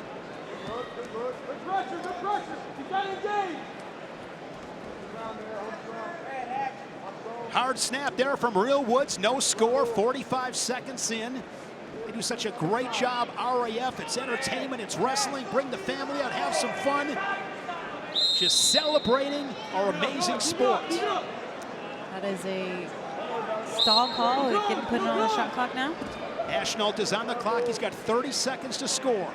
I'm going to name drop of Royce Alger, NCAA champion, was explaining to me that no matter where else you go, the Olympic Games, the World Championships, you will always look back to the NCAA for the pageantry. Why do I bring that up? Because Real Woods is ranked number 3 international. Real Woods has what we believe to be the higher medal. But I don't know that Real Woods sees it that way because his whole life he wanted what Ashnault has, which is that NCAA title. So there's a respect, regardless of current rankings, which favor Real Woods. There's a respect that I know Real has for Ashnault. Ashnault unable to score on that 30-second clock, so Real Woods with the lead. I think Real Woods needs to stop with the whole respect thing because he was our champion and lost to J.O. and in the press conference was saying, I respect him so much. I used to look up to this guy and he was my hero and now I can't believe I'm wrestling against him. It's like, you better believe it. You're here and you got to get to work now. Inside a final 10 seconds. Ashnault thinks he should have had 2 for that. It's going to be Real Woods giving up that takedown. Ashnault, that was 2 confirmed reds, so Ashnault leads it 2-1, scoring 2 inside of 10 seconds. Those are huge points in short time. Nobody's arguing that, including Real Woods. Perhaps he did expose. Let's take a look at it, though. And don't look at Real here. Look at what Ashnault does. Ashnault he exposed him all right. Ashnault exposed him. The question was that Ashnault's action, and looking at it on the replay, yes, I believe they scored this correctly. Right here, he tips him. He pulls his own leg back and exposes that shoulder past 90. That's 2 points. No doubt about it. Ashnault with that 2-1 lead, a huge score late. We saw Jordan Oliver earlier tonight, one of the all-time greats at Oklahoma State. Another all-time great Cowboy is in the corner for Real Woods. That is Alex Derringer. He's in Ann Arbor with Cliff Keen Wrestling Club. What a great room that is. Early second period. Real Woods, national finalist in 2023, lost to Andrew Alirez of Northern Colorado in that championship final. Finished his career 4th place at the NCAAs in 2024. And this is going to be a tie match on that step out, 2-2. Anthony knew he was close. He tried to turn it in the last second. 120 left. Featherweight match with Woods and Ashnault. Woods 1-2 in RAF. Ashnault making his RAF debut. Couple of absolute hammers. Well, and Ashnault's a little misleading. You know, he stepped away from wrestling and officially retired. Well, did he though? He was in the practice room every day. He's got one of the top young clubs out there. He trains and coaches with a young man named Eliezer DeLuca, who I get updates from regularly. He was a big hitter. He was always going for something big. Absolutely, and DeLuca tells me all the time, he said, man, I see this Ashnault. He never needed to retire, and he's working just as hard now as he was then. Anthony Ashnault was a 4-time New Jersey State champion, undefeated. And then he went to Rutgers, 3-time Big Ten champ, 32-0 in 2019 to claim that NCAA title, over 120 career wins for the Scarlet Knights. He's in the Rutgers Hall of Fame. If you remember that night in Pittsburgh in 2019, Rutgers got their first 2 ever national champions, and Nick Suriano and Anthony Ashnault. 2-2, short time in the second period. Yeah, that was huge. That was huge for the Rutgers. Scott Goodale does a great job there in Piscataway, the all-time coaching leader on the banks. Ashnault is standing his ground. He's fighting Real off. He's wrestling as though he's the one ahead. Front headlock for Real. Is Ashnault aware of the criteria against him? If he's not, he's going to find out right now from his corner. But Ashnault needs to come out and wrestle different. His defense was on point, but he doesn't need to be defensive. He's behind. He's got to score. He's got 2 minutes left to do it. Let me ask you guys this. Julian, I'll ask you this. When you're in the cage, it's going to that third round, and it's up for grabs. I mean, what are you telling yourself in those situations? You have to wash everything out of your head that happened in the first period and the second period and go out there and just go for broke and just go get it done however you can. If it's ugly, if it's nasty, you have to make it that way in order to get your hand raised. 2-2 Woods scoring that last point, leads on criteria. This happened to Real the last 2 times when he was wrestling against J.O. with this criteria thing and it being a tie thing, and thinking that he was going to walk away with the win, and then boom, in the last second he gets it stolen from him. Pretty good shot from Woods, better defense from Ashnault. I'm loving the way that Real is wrestling. You know, he shut down a little bit in those Jordan Oliver matches. I love that Real is still being aggressive, but I still am confused by Ashnault. Why is Ashnault not attacking? He's the one that's behind. Real doesn't need to do this. Ashnault does. He's going to want to attack now because Ashnault is on that shot clock. He's got 20 seconds to score. Real Woods heavy with his hands. And this shot clock will not change a single thing in this match. And the reason I offer that is Real's got the lead. So if Ashnault gives up a point here, he still needs a score. Either way, Ashnault needs a score to win this match. And it's going to happen right now. He's about to get another point, Real Woods. 3-2 for Woods. Nice. Oh, almost. Great. That was great. He just needs to chain a couple of these things together. Right. Really get an attack going. Good point, Shale. Chain wrestling. It's going to take 2-3 moves to score against a guy like Real Woods, the 2025 World Bronze Medalist. Real's got nice level changes. He's biting, he's faking, and Ashnault is biting on it. He's thinking that he's going to shoot. I remember Real Woods from his days at Montini Catholic in Lombard, Illinois. He's originally from Albuquerque. Nice. Here's Ashnault, the situation. A takedown would give him the lead. One a single push out. leg. Oh, man. Unbelievable wrestling right there. Go for it. Go for it. Posted on the head. He's getting poked in the eye. I see blood. Well, what Real Woods just did right there, please, let's give a moment to that. Was incredible wrestling. Way to know where he was. Ashnault, arm drag to an attack. We need a blood call. Real had to understand balance right there. Real had to understand real estate, where he was at. Big cut here. Yeah. Look at that shot. We get a blood How did Real Woods not go out of bounds? I know it. I thought he was coming because right if into this Ashnault table. gets that step out point, he leads on criteria 3-3. That was hard to explain. The defense, the balance, the body awareness of Real Woods. There's his coach, Alex Derringer. This is spectacular. Yes, Ashnault has him. I mean, this is an obvious one. Real Woods gets his leg back, stays in bounds, gets his leg back, all while hobbing on one leg. Really quite impressive. Could you imagine if Real Woods cost himself another match inside of 15 seconds on a push out? Oh my goodness. And that's where he got cut. Good gash on the face of Anthony Ashnault as they will wrap his head up. Real Woods getting his crowd into it. It's really gushing. That is quite the head wrap. That is like John Reeder-esque at the 2011 NCAA tournament. Maybe Dan Gable from the 72 Olympics. I believe he's up on the podium as the Olympic champ in Munich with his head wrap. That is a great, that is going to be a great picture. Bleed. I'd rather just bleed. Just take it off. John Reeder, I'm putting a roof on my house, by the way. I just got off the phone with John Reeder. John's one of the great guys, recently stepping away from the University of Wisconsin. Spent a lot of time there under head coach Chris Bona. Before that, they were at South Dakota State. I mean, I have never seen a head wrap quite like this. He looks ridiculous. Yeah. He looks ridiculous. They put a cone head on him. Yeah, where's the tape? Where's the athletic tape? And now you know what has to happen? You got to reset. If you're Anthony Ashnault, you got 14 seconds. If you're going to go through this, you might as well win it. Wrap him up. Wrap it Looks up, like put it a on mummy. there. Yeah, here we go. Come on. That is Spin 'em a around. serious head wrap. Come on. 14 seconds. Jordan Burroughs was always, had a couple good head wraps from time to time. Just let it bleed. Just let it bleed. He's getting his wind back at least. Yeah, take the towel, wipe him down. Please wipe his face. Real Woods pacing back and forth on the mat, jumping around, staying loose. All right, here we go. Well, Let's bring it back to the center with 14 ticks to go. It's a one-point match. Just said something very interesting, which is Ashnault just got his gas tank up. He needs one sprint, and all he's got to do is shove this young man out of bounds. 10 seconds. Go for it, buddy. Real Woods, good head-hands defense, working at 2-on-1 in the final seconds. We're down to 5. He tries to jump over. That flying squirrel attempt. It's defended by Real Woods. 4 confirmed. It's going to be 7-2. Congratulations, Real Woods. Love it. Gets it done. 2 Alpha Dogs on this Saturday nights in Philly.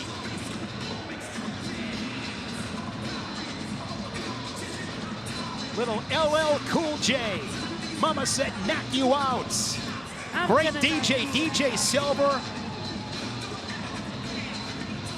And this might have been the move of the match. The defense from Real Woods does not go out of bounds. I don't know how he did that. Yeah, you could see a wizard. You could see Ashnault put the brakes on it. He was almost going out of bounds there. Gets the head wraps, tries that flying squirrel. He went for it, he went for broke. Good awareness from Real Woods, understood the situation, and he gets the W. Ladies and gentlemen, make some noise for these real American Freestyle Warriors. After 3 periods and a final score of 7-2, your winner, the real deal, Woods. All right, stud, back in the win column, and this time over an NCAA champion. How are you feeling right now? I'm feeling good. I love to hear Jazz call out my name on the mic. He does such a great job. So I love hearing that. There was words there at the end. I couldn't tell if that was sportsmanlike or what was happening. What did you and Ashnault just say to one another? Oh, just giving each other's respect. You know what I mean? I'm happy to be back in the win column. It's easy to fall and get back up when you have faith in the Lord and you have belief in yourself. So that's the reason why I'm able to fall, get back up, fall, get back up. I was never a national champ. He was a national champ. I made the world team when nobody thought it was possible, and I'm gonna continue doing so, and I'm gonna continue winning world medals and RAF matches, and eventually the RAF belt, when no one believes that I can do it because of my faith in the Lord and my belief in myself. That's as real as it gets, ladies and gentlemen, your winner, Real Woods. Strong words from Real Woods back in the W column here at RAF, the former featherweight champion, looking to get that RAF belt back around his waist. A nice win tonight against Anthony Ashnault. 2 main events on the card this evening. One of our main events, Arman Tsarukyan and Urijah Faber. There is Arman Tsarukyan. He has been spectacular coming off that big win against Giorgio Poulos at RAF 7 in Tampa Bay. And Urijah Faber, he'll turn 47 here before too long, and he's looking forward to getting his hands on Tsarukyan. Tonight, past meets present. I've been here before. This is my time. Arman Tsarukyan is that guy. No cage, no script, just truth. Experience matters. Not tonight. Tonight, Urijah Faber battles Arman Tsarukyan. Absolutely incredible. Looking forward to that main event with Tsarukyan and Faber. Next match with Helen Maroulis, the Olympic champion, and Alexis Janiak, women's bantamweight title match at 135 pounds. Helen Maroulis, the RAF champion, the most decorated woman in freestyle wrestling here in the United States. And this is how she won that title. It was back in RAF 02. Helen Maroulis What a career she has had. The Maryland native, a laundry list of accolades, getting her arm raised, and Nick Hogan presenting her with that Bantamweight championship. With the championship introductions, here's Jazz Securo. Ladies and gentlemen, our next match is in the Real American Freestyle Bantamweight division for the World Championship. Please welcome your challenger, Alexis Janiak.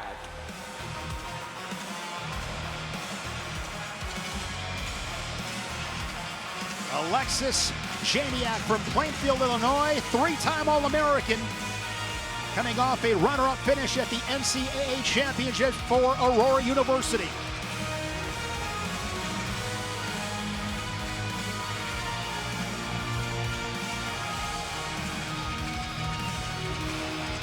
Janiak won the NCWWC national title in 2025. She has one tall task tonight against 34-year-old Helen Maroulis, the Olympic champ in 2016. Her opponent, the Real American Freestyle Bantamweight champion of the world, Helen Maroulis.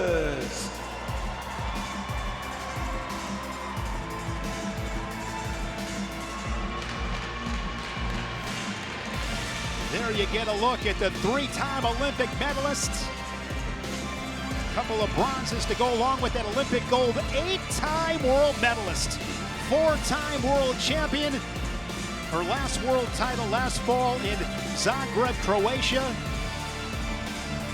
It was an amazing night in Rio de Janeiro back in 2016. Ladies and gentlemen, we are scheduled for 3 rounds for the Real American Freestyle Bantamweight Championship of the world. And now, introducing first, on my right, your challenger, a 2-time Illinois State champion, a 3-time CCIW champion, the NCAA national champion, and 3-time world medalist from Aurora, Illinois, introducing Alexis Janiak.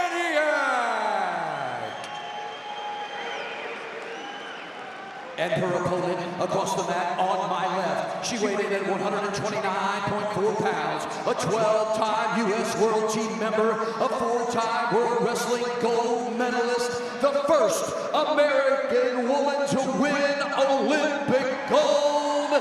She is the reigning, defending, undisputed Real American Freestyle Bantamweight champion of the world.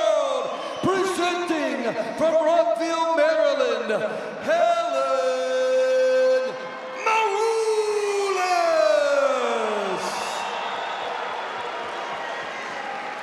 All right, Juliana, what's your take on this match? Well, I am so excited to watch this because Lexi has been in the wrestling room that I was training in, and I have seen her work. She's got a tall task in front of her, and Helen Maroulis, though. The year was 2012. A young Chael Sonnen was a little bit of a chauvinist when it came to wrestling. Didn't want anybody to know, but in his heart he was. And then he saw Helen Maroulis. Right. And that is when I thought this young lady moved her feet like she was John Smith. I thought she was flexible like she was Kendall Cross. I couldn't believe some of the things she was doing. Got to go along her journey. There's a 2-point takedown. Already. Don't expect it to end here. Helen gets on top. She goes right into turns. There's a gut-wrench opportunity if she takes it. Gonna need a little better effort than that. Her arms weren't quite tight enough. I could see the looseness to that. Chael, I was at Rio that night in 2016. She knocked off 13-time world champion and 3-time Olympic gold medalist Saori Yoshida of Japan 4 to win to capture gold that night. It was a historic, monumental night in USA Wrestling. And by the way, it was pretty dominant in that. I've heard so much about that match, but if you go back and watch it, that was Helen's match from start to finish. Alexis said that she prepared herself, and she's no stranger to the bright lights. You know, she's felt some of the best girls out there. I know that she's looking forward to this match, but I need her to not be deterred at all by the fact that Helen is an absolute all-star when it comes to women's wrestling. There's bright lights and there's Helen Maroulis. Yeah. These are high beams. And let's not forget that Helen said yesterday she would like to wrestle Kennedy Blades. I don't know where that's going to go, but it was a little bit of a surprise comment. Yeah, because Helen weighed in 129 for a bantamweight match. I mean, isn't the weight limit 135.0? She's a little light for. I'm here for it. I'm here for it. Well, nobody else is going to be going up against Kennedy Blades. They're trying to get me to get in there with her. She I said Helen, she just didn't want to get souped. Helen said that. But I guess they trained in Arizona for a little bit of time, so they got their hands on each other. Yeah, but she said that that's when Kennedy was way young and she was able to ragdoll her back in the day. She says Kennedy's got some size and some skill. She's not going to be able to do that anymore. Second takedown of the match. Not a huge commitment here on top from Helen. She's feinted leg lays, she's feinting Turk, she's thinking of trapped arm gut. Listen, you got to pick your hold, get to your lock, and execute. I'm only being critical because it's a bit of a surprise. Helen, generally from a freestyle perspective, a little more active from parterre. Guys, I want to make this comment as well because Helen Maroulis, I mean, one of the absolute pillars of women's freestyle wrestling. She scored 2 takedowns in this first period. Congratulations to Iowa State. The Cyclones adding women's wrestling this past week. Ellie Rankin named the head coach. Tremendous. It is great for women's college wrestling. Now the Cyclones and Hawkeyes can scrap. Women's wrestling is just growing exponentially year after year, and it's such a great thing to see. It builds confidence in these young girls, gives them something to look forward to, like competing at RAF and being able to make some money for themselves and possibly a career. Hey, and what a commitment by Iowa State, promoting Coach Dresser into that position where he will oversee like a general manager, the men and the women. That is a massive advantage, and there's no other program that has that, to my knowledge. Brent Metcalf named head coach for the Cyclones, 9th in program history, that storied program in Ames, Iowa. 4-0 score here, 20 seconds into the second period. But that is great news, as you said, Juliana. Women's wrestling exploding as Helen Maroulis hits the corner and scores her 3rd takedown. She's just too good. Let's see if she tries to get some offense off of that. Nope. Janiac last year was 4th at the U.S. Open. Senior World Team Trials runner-up. She placed true 3rd at Final X. There's a shot, but against somebody like Maroulis, you got to have a good angle. You cannot afford to get stuffed underneath. This is not good news for Janiac. Hitting the hole for Maroulis. Now, by the way, is Maroulis being nice here on top? Is she wanting to get some minutes in and get some takedowns? Because I feel like she's not quite herself from this parterre position. Maybe she gets paid the same and it don't matter. Yeah. She's going to maybe get away with the tech fall here and the match is over and she didn't have to break a sweat. Well, we've seen Kennedy Blades do that. We've seen Kennedy Blades carry opponents because she was looking for a special throw or a special, she had too many points. The ref was going to stop it. Helen Maroulis retains her RAF championship belt. Technical superiority. Maroulis over Janiac, 10-0. And recently, Helen Maroulis announcing Final X. She will be there in June. Looking to make another world team. 5 takedowns for Helen Maroulis. Here's the last one. Picks an ankle, puts Janiac on her hip, and ultimately gets the 2 and the 10-0 victory. Ladies and gentlemen, the match is over with 47 seconds left in round number 2. Your winner by technical fall with a score of 10-0, and still the real American Freestyle Bantamweight Champion of the World, Helen Maroulis.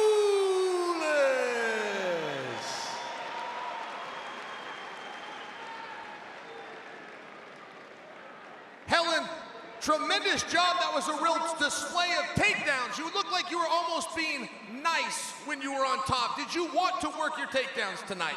I wanted to work everything. I want to put on a show. You guys got tickets. You came out here. You took your time. So I take that seriously. I want to wrestle great for you guys. Thank you so much for coming out and watching and supporting. Champ, I will simply ask, who would you like to face next? I don't know. Anyone. Man, maybe even some MMA guys. Some of them I see, they don't have that great of wrestling. I'm just kidding.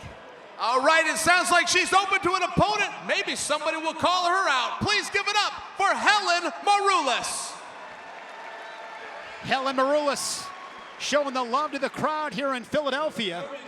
Let's send it to Eric Bischoff, Chad and Izzy, our table of 3. All right, still a lot of great stuff to come tonight, including a big surprise, and you know how much I love surprises, but talk about surprising. RAF 09, coming to you from Arlington Heights, Dallas, Texas area. Izzy, you've got a big surprise. You and Chad have been busy, man, the last couple of weeks. Yeah, we're excited. We're excited to announce Gable Stevenson versus Alexander Romanov. Gable Stevenson, Olympic champion, one of the biggest prospects in the sport of wrestling. PFL champion, multiple-time MMA world champion. Alexander Romanov takes him on. That is going to be a good one. We've been hearing a lot about Gable Stevenson, but you've got something up your sleeve as well, Chad. Yeah, well, first off, Gable's going to be live in the audience tonight, so we're excited about this. Izzy and I talked to him with Hulk 6 months ago. But yeah, you know, we bounced back and forth on ideas, and we talked. Izzy reached out to Weidman, we talked to Kobe, and now here we are. Both of these guys were 2-time All-Americans, so this is a great matchup. Both UFC champions, so we're really excited about this. It's anyone's match. Kobe's coming off of a win. He's going on his 3rd match here. This will be Chris's debut. Kobe's on a roll, and he's been getting a lot of press lately. You know, Kobe, it's crazy, Eric, and you love this, right? He grew up looking up to you and Hulk, but he became a babyface in this on this I know, stage. it's weird, right? Yeah. How's he taking to it? He loves it because he's a good guy. When you get to know him, and you know, and he's not in the gimmick of Kobe. When he's here, he's a patriot. People love him. He's in the fan zones, and he talks to he stays there. And Izzy actually knows him and was from his college days, but he's a good guy, and he loves it. And you talk about someone that the fans really love. Kennedy Blades, man, she's going to be on the card. Tell us about her match. Yeah, we're super excited to announce Kennedy Blades versus Alexis Gomez. Kennedy's one of the most electrifying athletes in the world right now, coming off her big suplex NCAA championship and her recent win in Tampa. She's going against Alexis Gomez, and Gomez shocked the world in Chicago, beating Bellamere, the current NCAA champion this year. So Alexis Gomez, the Gomez wrestling family, is here to battle. So it's super exciting to see Kennedy versus Alexis Gomez. Yeah, it's nice to have an upset like that in your back pocket if you're Alexis Gomez, because she's up against Kennedy Blades, who's not only gorgeous, she can not only suplex, you know, Abby news correspondents on her head, but she's fun to watch. So check us out May 30th. RAF 09 coming at you. Still more to come on this show. Next stop is RAF 9 in Dallas, Texas. May 30th, RAF takes over College Park Center. An unreal offer. Take advantage of this. Scan that QR code that you see on your screen and get 20% off your tickets for RAF 9 when Gable Stevenson makes his RAF debut against Alexander Romanov. And then looking ahead, right into RAF 10, we'll go to St. Louis on June 13. For this one, you can scan the QR code now to unlock pre-sale access. That's your way in before the tickets go to the public. RAF 9 and 10.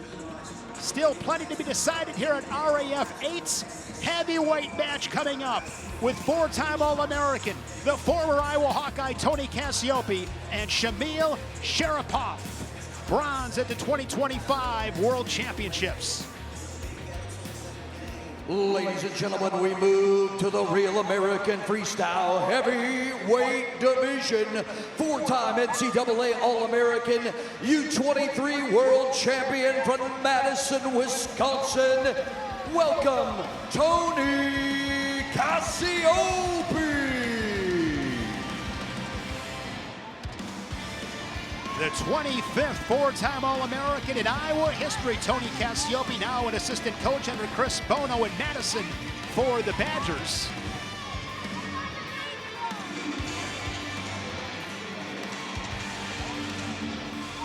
And now, his opponent, World Wrestling bronze medalist, Asian champion, silver medalist, representing Bahrain, Shamil Shereipov.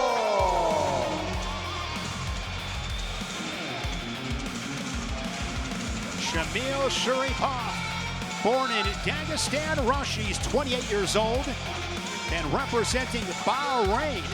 Been doing that since early in 2024. It's always fun, Sheil, to watch the big guys throw down. I love it. And by the way, Cassiope is not as big as he used to be. I mean, he's really went out and got himself fit, got himself in shape. I talked to John Reeder the night that Cassiope wrestled Taz, and Reeder said, man, this guy does everything the college guys do. 2 a day, every day, got his eye on the 2028 games. In the corner for Cassiope, Badger head coach Chris Bono and Rutgers head coach Scott Goodale. Well, that's an interesting combination. They're tight. I know they golf a lot together. Really? They're good friends. Uh-oh. This could be trouble for Big Tony. It's going to be 4. Shereipov looking for the pin. nearly got the fall, but what a start. 4-0 feet to back as he put Cassiope in a precarious position. And puts up that crooked 4. What do you even call that move? He came out, grabbed him by the neck, tripped him with the back leg, and just yanked him to the mat. Did it look like he was setting up for a bow and arrow there? Yeah, that was rough. Shereipov, 3-time Asian Championships medalist. Nice single leg. Let's see what he can do with it. Great snatch by Cassiope. I think he might have surprised himself getting to this. Well, Cassiope really showed that he could rise above himself when he fought Taz Hudinov. He Loses did really his well. balance, and now look at this. Oh, no. Oh, no. He was in good position, lost his balance, He's and still now he's got that crunched single. underneath, but he's underneath those hips. Best case scenario for Cassiope is this is parterre and back, or brought from parterre back to their feet.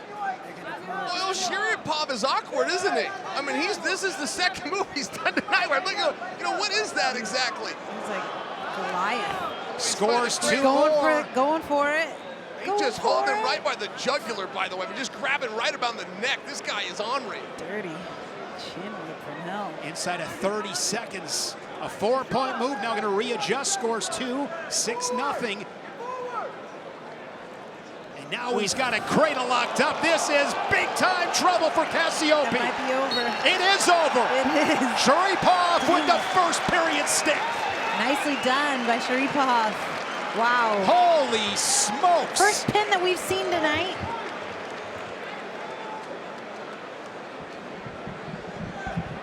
That was some strength. It was. Shamil Shereipov. Earlier this month, he was silver at the Asian Championships, lost to Zahid of Iran.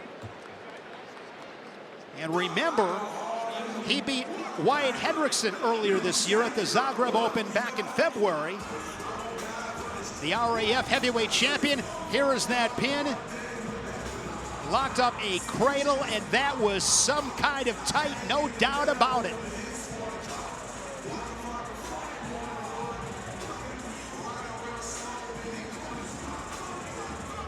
Ladies and gentlemen, the match is over at 1 minute 45 seconds of round number 1. Your winner, Shamil Shereipov.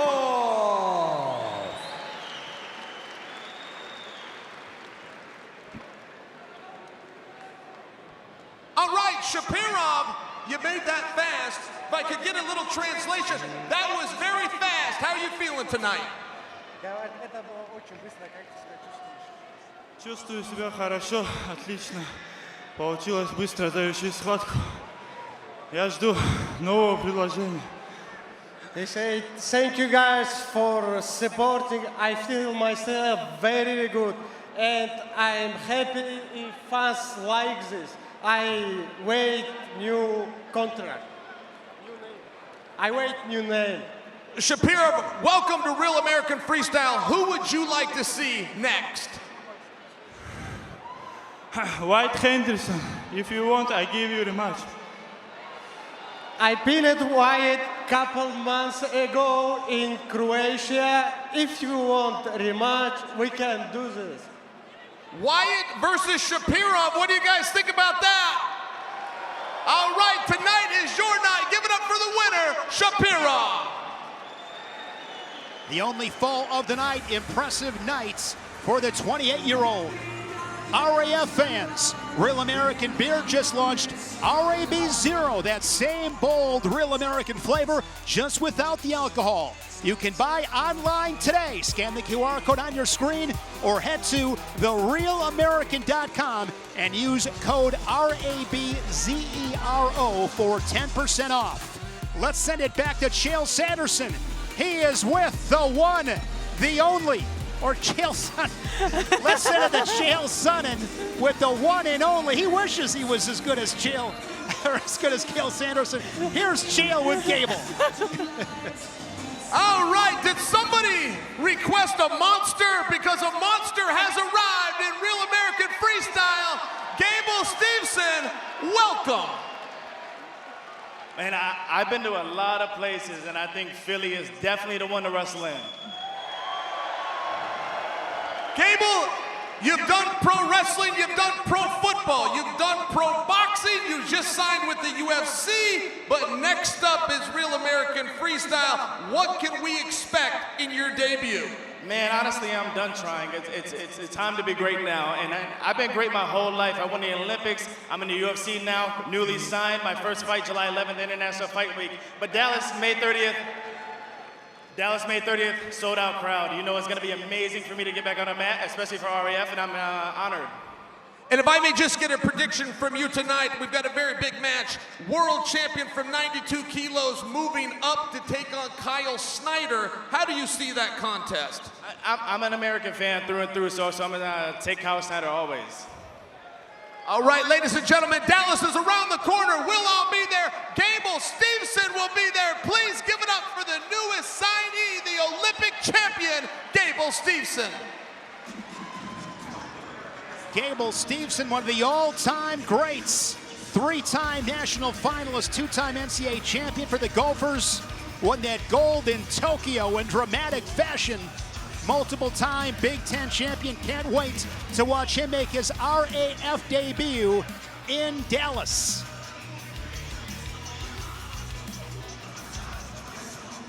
Colby Covington repping Real American Beer. He's in the house. Had dinner with Colby last night. RAF Cruiserweight contender. And a Cruiserweight match coming up with world champion Zahid Valencia and Aeoden Sinclair, the All-American from Missouri.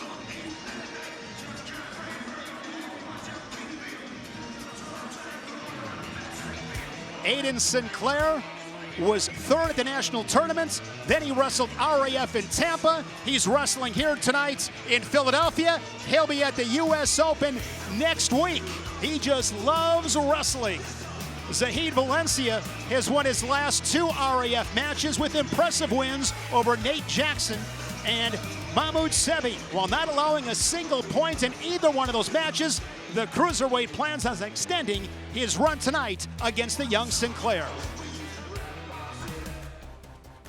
Yeah, I'm here to stay. You know, I want the belt. I was looking at it just over there right now, so it's absolutely what I want. Hopefully, a couple more wins. Hopefully, this win gets me into that title shot. Sinclair, I know you had a great college year. You're tough, but I'm out here to shut up the noise. Anyone that thinks that you're gonna beat me, I'm just gonna go out there.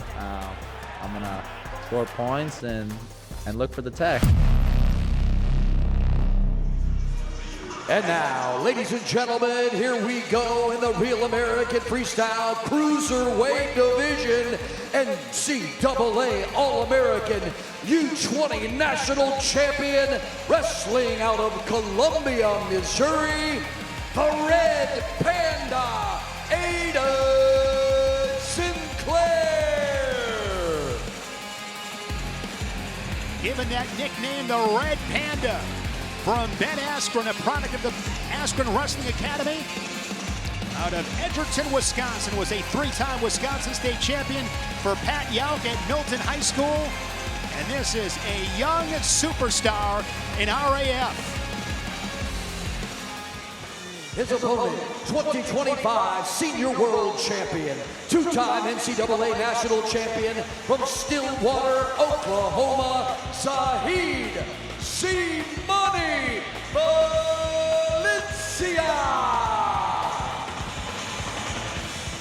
What a run Valencia had at the 2025 World Championships.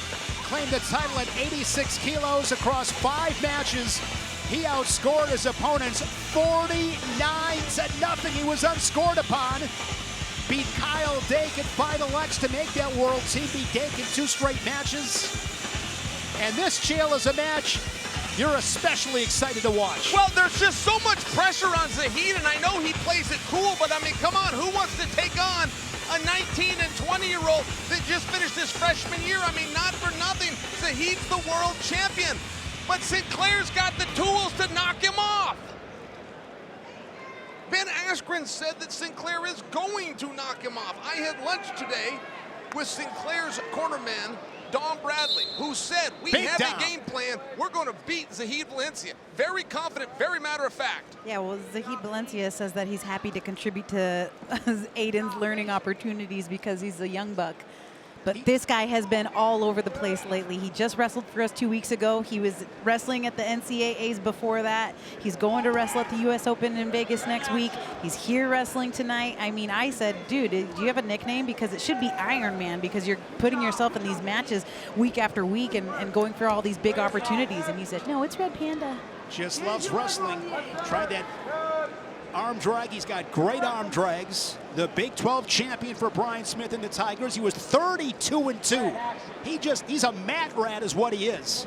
Go, mat rat. He's a mat rat. He often talks about the influence of Ben Askren, and Ben says, hey, you got to compete to know where you're at. And I agree with that. Shale, your thoughts on that? Well, it's an incredible thing. Look, a year and a week ago was the U.S. Open. Zahid got the jump on Kyle Dake in a big upset, but Sinclair was second to Hidley, who went on to be world champion at a different weight class. So we've got number 2 from 92 kilograms taking on number 1 from 86 kilograms. This is really what you would consider a super fight. Zahid Valencia, 3-time U.S. Open champion, was great at Arizona State for Zeke Jones, 2-time national champ. Those are some mean snap downs, and Aeden is on the shot clock. He's about to get a point scored on him. Now a tie-in here, guys, is Parker Kickoff. Kickoff in the biggest upset in RAF history. Technical fault, Zahid Valencia. Sinclair and Parker have been teammates and training partners Sinclair's entire life, both under Ben Askren. That's a tie-in. You call a guy, you get some confidence. What'd you feel? What'd you learn? How'd you beat him? Those are all advantages that Sinclair has over Zahid right now. So 1-point match, final 10 seconds in this opening period. Cruiserweight match here at RAF 8. Nice underhook dig for Aeden. There wasn't a match at the World Championships that Zahid didn't have a takedown going into the second round. Let's bring in Ben Askren. Ben, what stood out in that first period? Hey, I thought it was a decent first period for Aeden. He's feeling the speed and the motion of Zahid Valencia. He needs to get a key on that because Zahid moves just a little bit differently. A lot of level changing, a lot of quickness. So hopefully he's got a key in on that, and then he can start getting some of his own offense going, because you know he loves being aggressive, but he was a little more conservative there than he has been in a long time. Ben, did you and Aeden talk about this matchup with Valencia? Maybe we can get him back on. Early second period, back at it. Just that point for Valencia as Sinclair went in the shot clock. Valencia, a 3-time Pac-12 champion. But you talked about it, RAF 04 lost to Parker Kickoff 10-2, and then rebounded with the win against Nate Jackson. Double. Look at that from Valencia. Leg right into it. Gut wrench. Rolls him through for 2 more, and just like that, a takedown. Great transition wrestling, Shale. 5-0. Yeah, almost a leg lace, right? I mean, he went below the waist, but he just locked up, rolled those legs like a gut wrench. I like that. I think guys spend too much time trying to get a perfect leg lace. Grab those legs, treat it like a gut wrench. Start turning him. Grab 2 legs and start turning him. Figure the rest out on the way over. You've often said, Shale, you cannot be turned. What is the key to good parterre defense? I can't be turned in a gut wrench. And I do have a couple of tricks. It might be a little too hard to explain, but I don't lay there with my chin, knees, and dick all on the mat. We'll start with that. There's no combat defense in the world where you can lay on the mat and act like you're doing something. 45 to go in the second period. Well said. Sinclair looking for some offense. And the speed of Valencia is just, he's so fast. Valencia down on his knees. Now he works up. Heavy with his hands. Nice fake by Zahid. He's biting on it, Aeden. From Bellflower, California, wrestled at St. John Bosco. He'll turn 29 in May, Zahid Valencia. It's very interesting. Zahid is going to sit out domestically. He will sit out until the final wrestle-off at Final X. And it's one of these things where who's he going to feel? How's he going to feel some of these Americans? He's only going to have to deal with one American, best of 3. But when you have guys like Sinclair, who might not even be in the weight class, might compete up at Hindley's weight class of 92, it just gets to be very interesting. It's almost like a free match and a free field. And you're seeing it right here. I mean, Zahid is going out and attacking. There he's doing it to the offside, good basics. This is what we were calling like kind of a leg lace, gun wrench all in one. But when Zahid's on the attack, and they say that offense is your best defense, when Zahid's on the attack, he's not having to worry about the attacks of the younger Sinclair. Yeah, he is one of the that second period. He is one of the best leg attackers in the world, and we've seen that sweep single. He's very good there. Valencia 2024 Olympic trials, he was 4th. 3-time junior world team member, captured world silver back in 2017. And I like the swagger of Zahid Valencia. He's cocky, you know. He was very matter-of-fact at the press conference, said, I will contribute to your learning tomorrow night. And he's one of those guys, Giuliani. He's always got the sunglasses on indoors. He's one of those guys. Hey, sure. the sun never sets on a badass. Yeah, he said you either win or you learn, and I'm looking forward to teaching Aeden Sinclair a couple of things Headlock, at let's see if RAF he 8. can run the corner. Nope. Way to square up to him. Aeden Sinclair, nice job. Fake there by Sinclair. These guys getting after it. Oh, step out. Valencia steps out.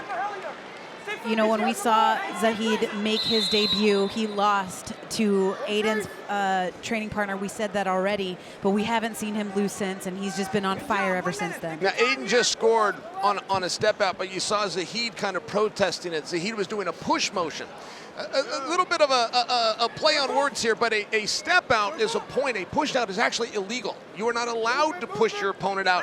It's just very rarely that it gets called. If somebody steps out, generally the refs will always treat it like a push out, but I don't know that Zahid was wrong. He was pushed out, and that should not have cost him a point.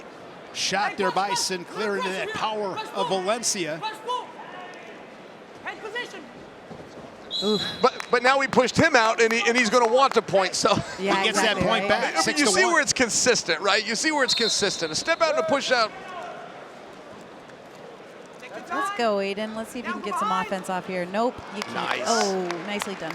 Hey, That's there's 2. two Zahids. When you got the Zahid that's in really good shape, the one that was at the World Championships, the one that Sinclair's wrestling, it's not quite the same one that Parker wrestled. He wrestled a Zahid that was still kind of getting back from the highs of being a world champion. When you got a Zahid that's attacking for 6 straight minutes, that is a nightmare. Yeah, hard to score a point on him. 8-1. Ooh. Valencia continues his good defense. Sinclair now on a single leg. Excellent wrestling. And they will give a point to Sinclair. That is confirmed. Excellent wrestling. And Zahid Valencia, another win here at RAF. Valencia over Sinclair.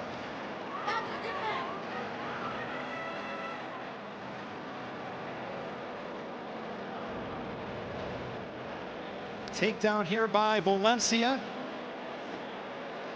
Gets the go behind.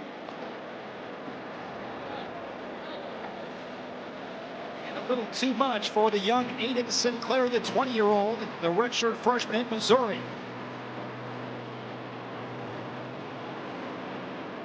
After 3 rounds and a final score of 8-2, your winner, Zahid Z-Money Valencia.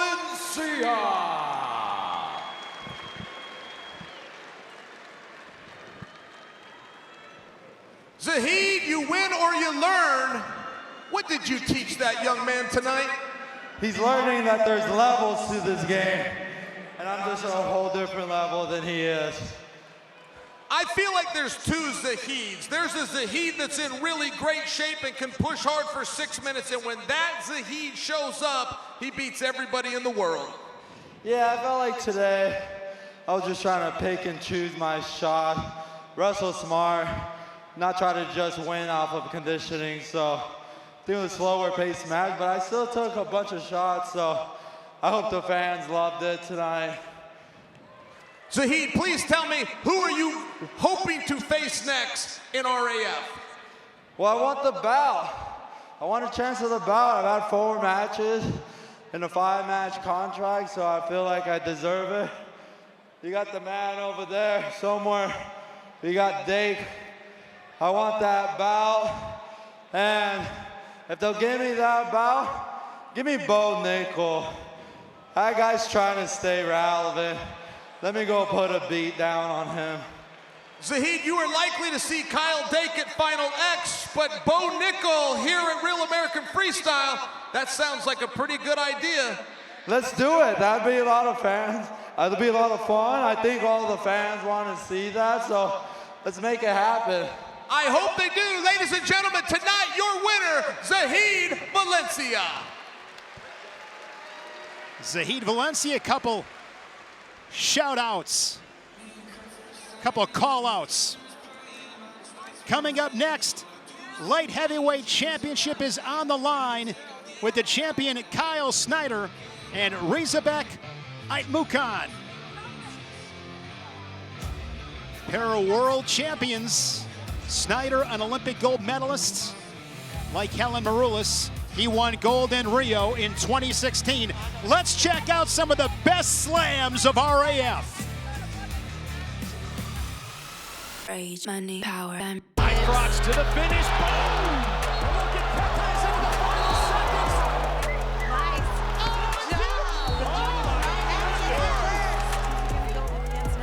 Out we go. It's an amazing pace. There's another one. And getting around behind. rage, money, power, and Here in Philadelphia, RAF8, Shane Sparks alongside Juliana Pena and the bad guy, Chael Sonnen. RAF, so exciting. Great things happening every day. Some outstanding signings. One of those, Gable Stevenson. We'll see him in Dallas and Chael. Yeah, I imagine that was a surprise you alluded to. I thought that was a big deal. It is not the surprise. We have another surprise. Still more to come. All right, well, listen, I thought the Gable was a real treat. I saw Colby Covington was sitting in the audience. Marab looked like he had something to say. There's just a lot of moving parts here at Real American Freestyle, and I'm having fun. I am waiting for it, and I kind of have this crystal ball Nostradamus feel of what it could be, but I don't want to spoil it. What is it? Hang tight. Sorry to interrupt you, Juliana. No, it's okay. That special announcement we've been talking about, they're in my ear. We're ready to break the special announcement. Here it is, the big news from RAF. The wolf. The wolf can't be controlled. The wolf does not ask permission. That's why there are no wolves in the circus. It watches. It waits. And when the time comes, it hunts. Right. I'm coming.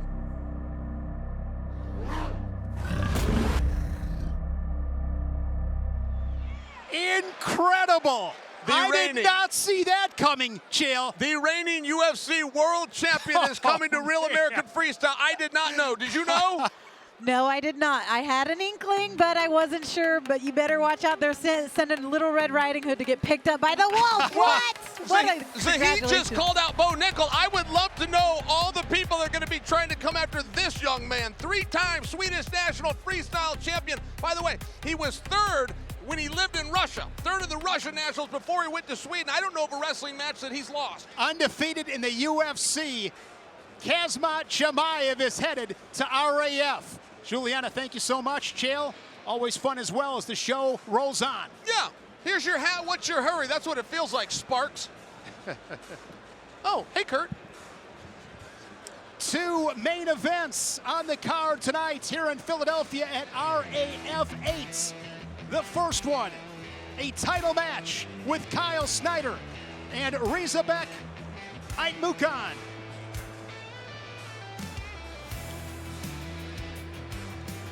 And joining us now in the booth, the Olympic champion, Kurt Angle. Hey guys, how great has it been tonight, Kurt? This has been an awesome show tonight, and now looking forward to these two next main events coming up right now. This is going to be a great show.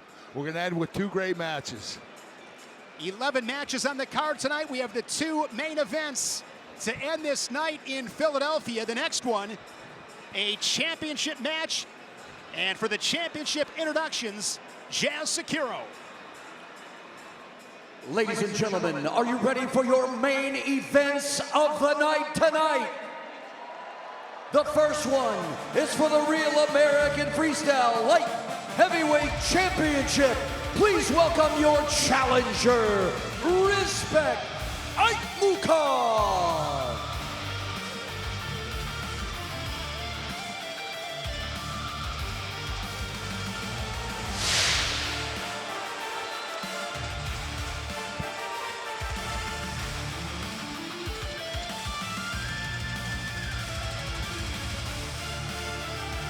Rizabek Aitmukhan. He'll turn 22 in a couple of weeks, a young superstar. The 2023 world champion at 92 kilos for Kazakhstan.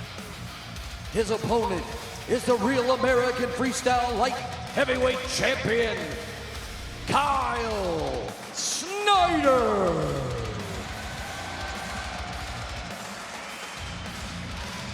10-time world and Olympic medalist Kyle Snyder, 30 years old, three-time Olympian, silver in 2021 following that gold medal performance in Rio in 2016. You understand, Kurt, what it takes to win an Olympic gold medal. It's a lot of work, but I'm going to tell you, these two are very talented. These guys won world championships at 19 years of age. These guys, they both won world titles at 19 years of age. To be able to win a world title in an upper weight as a teenager is almost impossible. And you saw Kyle Snyder being accompanied by a young fan. That young fan won a raffle earlier today at Fan Zone. And back to Jazz with the championship introductions. Ladies and gentlemen, our first match, 3 rounds for the Real American Freestyle Light Heavyweight Championship. Introducing your challenger. He weighed in at 214.8 pounds, a senior world wrestling champion, 2-time U23 world champion, and a 2-time Asian championship silver medalist, representing Kazakhstan, presenting Rizabek Aitmukhan. His opponent across the mat weighed in at 214.6 pounds. He is a 3-time Big Ten champion, a Dan Hodge Trophy winner, a 3-time national champion, 4-time world champion, Olympic silver medalist, Olympic gold medalist, and the reigning, defending, undisputed Real American Freestyle Light Heavyweight Champion of the world, Kyle Snyder!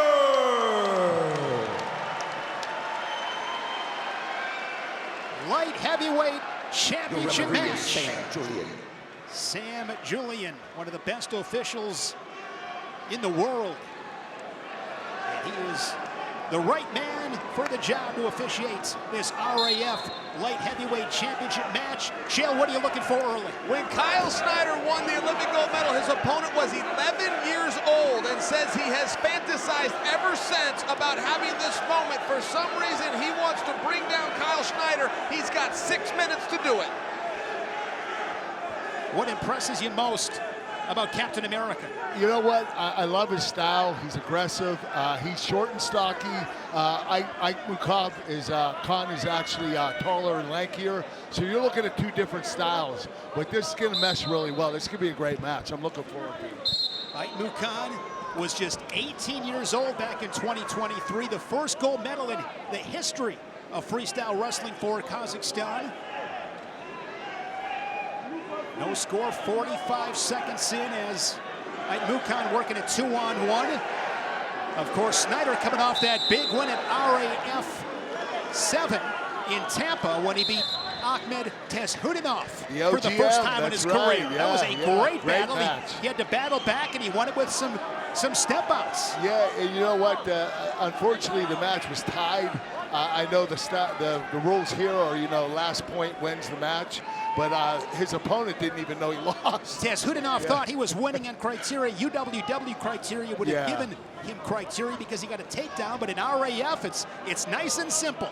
Last point scores. Young man won his world championship at 92 kilograms in 2023. The reigning 92 kilogram world champion happens to be Trent Hidley, who I spoke to earlier tonight. Just said, tell me about this guy. Hidley said one thing about him: unlike many other foreign wrestlers, he will push the pace. He will look to create scrambles and to look to create chaos against Snyder. Wow, usually the foreign wrestlers stand toe-to-toe and want to go, you know, want to out-position you.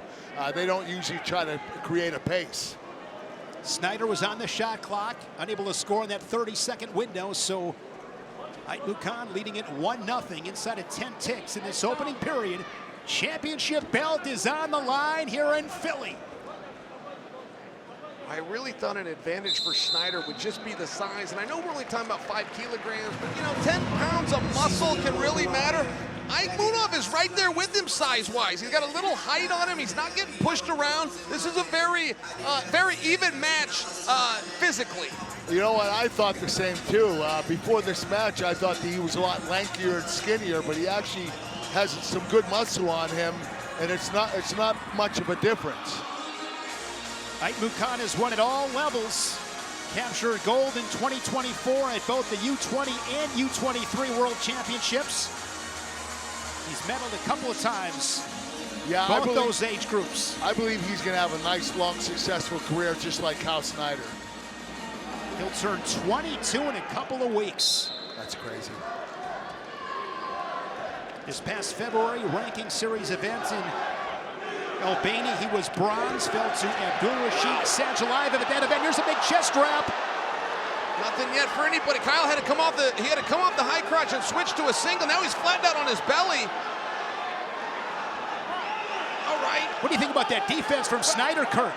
Great scuffle, man. He pushed him has great out. defense. He made sure that he wouldn't give up the takedown. It was really good. He did a great job. Aitmukhan was able with that body wrap to push Snyder out of bounds. He got a point for that, guys. So He's now up 2-0. 2-0. Same situation that Snyder was in a couple weeks back in Tampa against Tezhudinov. It was the same situation. You know, I'm really surprised that this kid's actually leading the match right now. Score-wise, anyway, Kyle it's 2-0. Snyder doesn't make many mistakes. No, and the young man is really quite difficult to score on. He's very relaxed, which is unusual. He's got a lot of range, I'm impressed. Kyle Dake told me at lunch today, he said, man, this guy's good. There's another 2 points. Made that look easy. His first takedown, and now 4-0 as he's working on a leg lace. He's going to roll him through for 2. This is trouble for Snyder. He's down 6-0. This kid's making history tonight. The one great thing about freestyle, you can blow a match apart, but as easy as this young man just put 4 on the board, Snyder can get him right back. You're absolutely right. You're absolutely right. Especially Snyder. Especially Snyder. There's nothing over yet.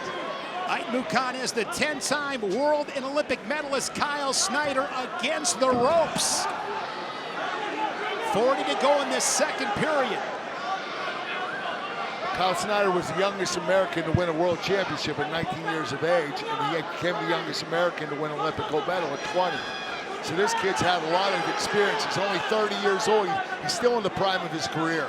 Won that title in Las Vegas, that world title in 2015, the Olympic gold in Rio in August of 2016.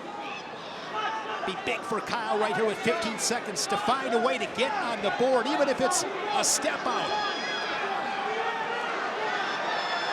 Inside of 10 seconds.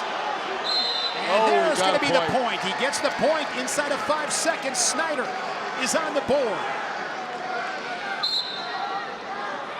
I felt like Aitmukhan was wasting some time there and just wanted to give up a point. He just felt a little relaxed. To deal with a foreign athlete that shows up in shape is a lot. To deal with a foreign athlete that you then give a 30-second rest to, I mean, really, these foreign guys sometimes understand position. They understand pure wrestling on a more advanced level, and I'm just very impressed with Aitmukhan at this point tonight. Even right there, he tips him, but he makes sure he gets him out to get that point. Just a savvy technical move. Yes, his composure is rock solid. A lot of energy here inside the Liacouras Center in Philadelphia as this fan base trying to get behind Captain America Kyle Snyder.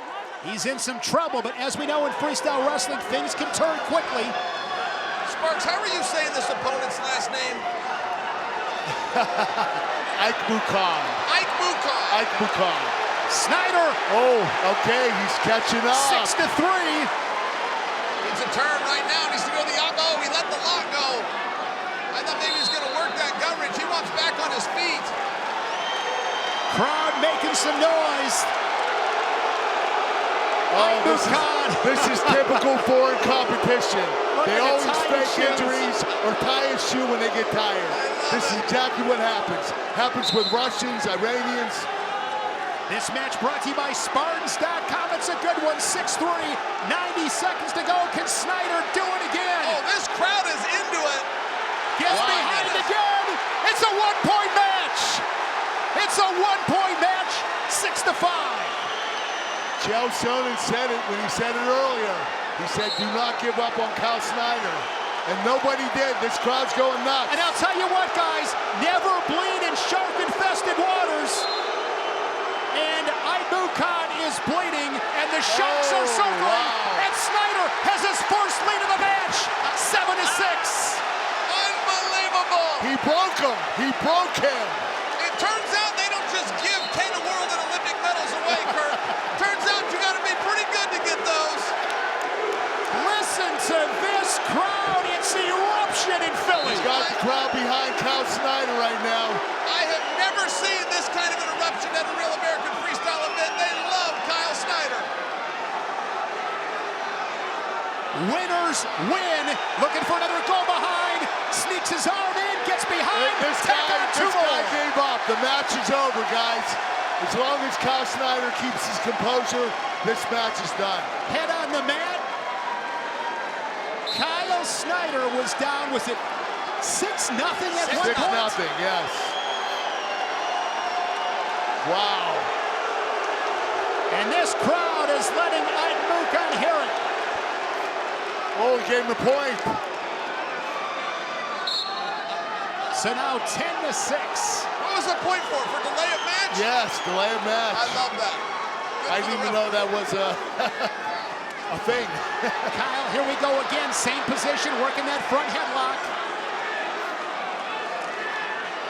Can he put a cherry on top of this one? He literally broke this kid. Wow. This kid's done. Kyle Snyder, 12-6, and still the RAF light heavyweight champion.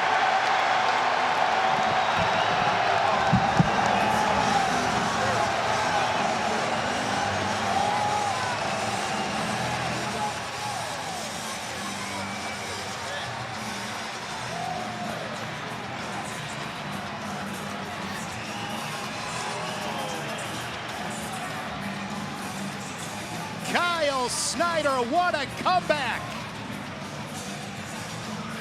He poured it on late.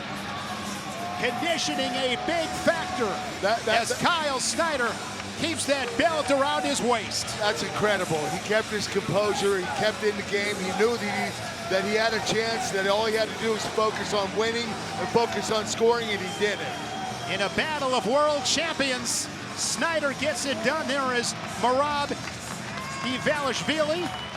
Kobe Covington indicating that Snyder was able to break his world champion opponents. There's Gable Stevenson. We'll see him at RAF 9 in Dallas on May 30th. Don't want to miss that one.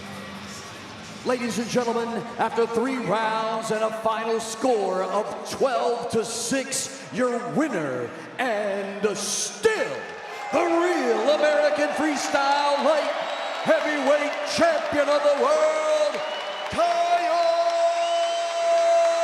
Snyder!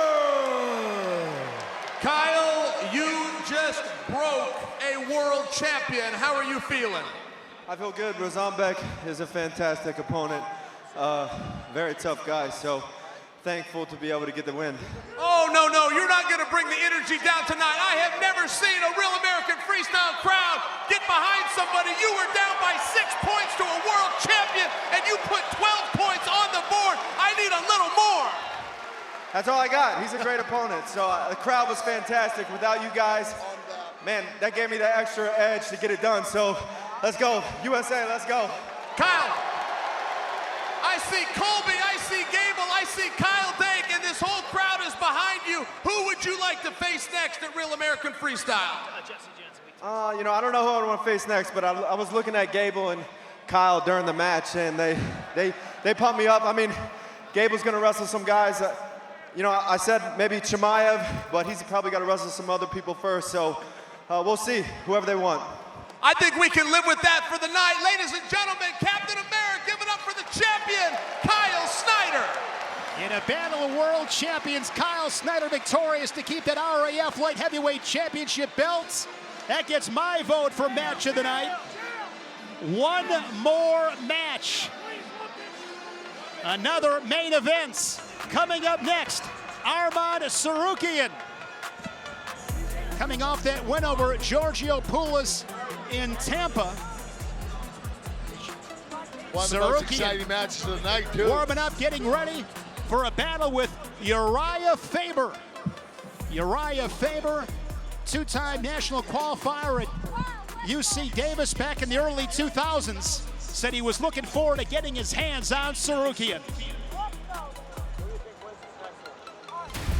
Sometimes opportunity doesn't knock.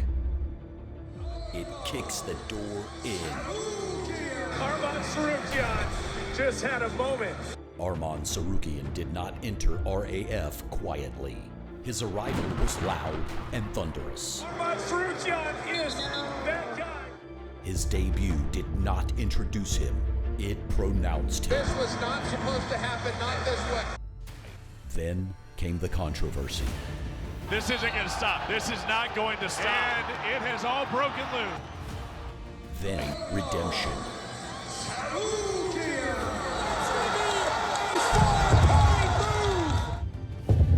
One moment suspended in time.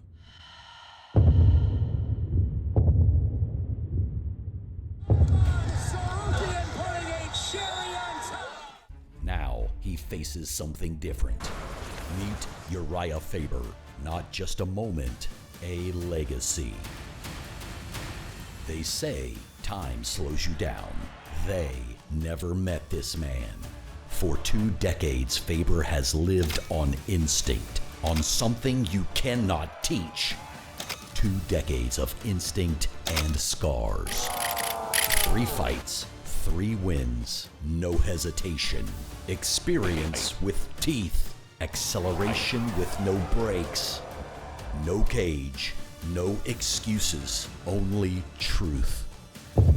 Arman Tsarukyan battles Urijah Faber. Will legacy hold the line, or will the inevitable cross it?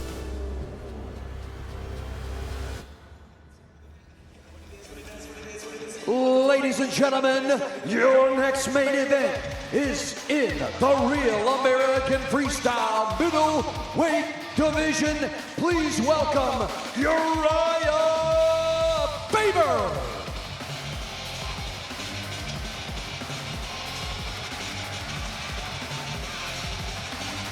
The California kid, Urijah Faber, he'll turn 47 in less than a month. A savvy, crafty veteran with his second match at RAF.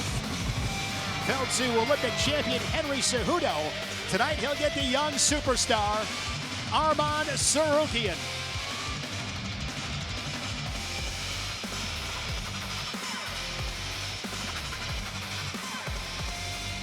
And now, please welcome his opponent, Arman Tsarukyan.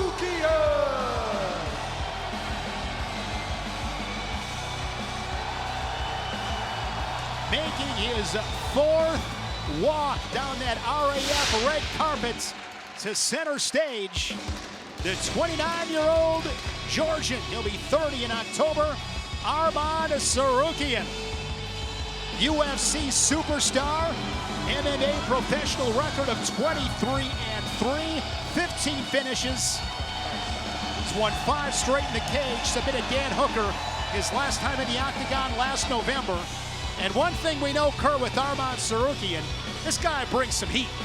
Yes, he does. He's undefeated in RAF. I just want to tell you a quick story. I made a comment. Hold that thought, Kurt. Let's send it to Jessica. Here we go, wrestling fans, for the sold-out crowd in the Liacouras Center in the fighting city of Philadelphia. All the fans watching on Fox Nation, are you ready? It's about to go down. Somebody make some noise.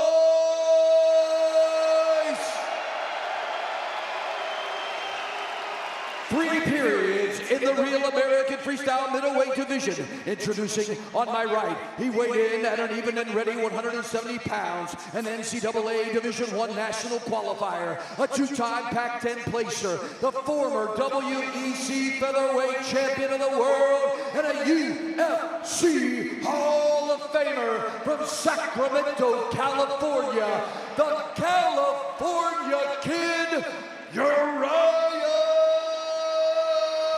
Faber!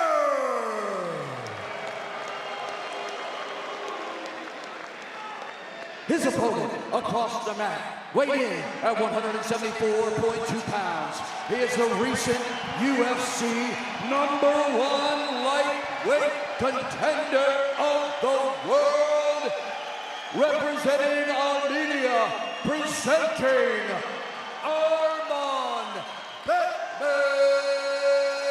Tsarukyan. This main event is brought to you by Spartans.com, the official online gaming partner of Real American Freestyle. Scan now or go to Spartans.com to play. Your earlier thought, Kurt. I made a comment about Arman Tsarukyan in an interview I did a couple weeks ago. I said he'd make the Olympic team if he wanted to. That's not true. I said that only because he's doing a fantastic job in RAF. But if he did train for a few years in freestyle wrestling specifically, he could probably make the team, but I don't think he's going to change careers. Not his fighting career anyway. He definitely can compete, right? He is not afraid to go out regardless of the rule set. You shake hands, you turn the lights on, somebody keeps score. This guy shows up to play. And he can adapt. Urijah Faber, UFC Hall of Famer, inducted in 2017. Tsarukyan, he's got a trap arm. This is trouble for Faber. Gonna have to be strong in his power-tier defense. There's a gut wrench. He's got that trap arm, Chael. Yeah, it's not gonna stop. If you get one, you're gonna get 2. And if you get 2, you're probably gonna find a 3rd one if he wants to re-expose him. He's gonna have to turn it back to a safe position like this. Now he gets hit, but that's 2. Now it's a safe position. He's feared to tip him again. That's 6-0. 2 more turns, and this one is over. It's 8-0. I think it's 10. I think we might have lost count there. Nope, 8-0. We're back to our feet. Still 55 to go in this first period. Tsarukyan gets the takedown, got that trap arm, and that is all kinds of trouble. Second life for Faber, right? I thought that match was over. Faber's now got a chance to get back in this. And Kyle Snyder showed us you can come back quickly if you put your offense together. What a helpless feeling when somebody's got a trap arm. You are screwed. Oh, you are. When you're trapped in that arm, there's nothing you can do. You're really useless. Particularly in the first round when you're dry, when the guy's fresh, very hard to get out. You're not slippery. Yeah, you're right. Can Faber survive to see the second period? A takedown by Tsarukyan would end it. It looks like a bit of a size difference here. I mean, Tsarukyan looks a lot bigger than Urijah Faber. I mean, at least his structure.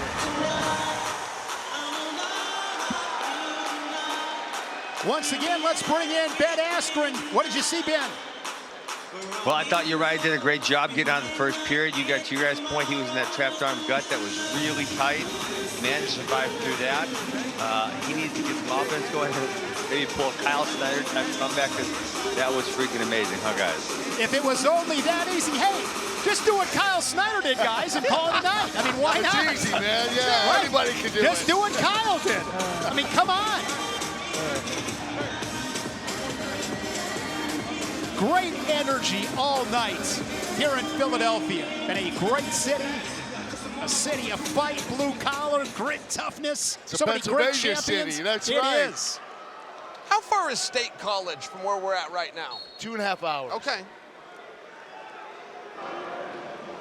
A takedown would end it. If Tsarukyan wants to end it, I mean, this guy's a showman, don't forget. Sometimes you take your foot off the gas. You're never wise to do that. But it does give Faber a second life here. On his feet, looking arm drag, Tsarukyan looking. Whoa, whoa, whoa, shit. Oh my gosh! Shit, whoa. And these guys are off the stage and out of the concrete. You all right? Sorry.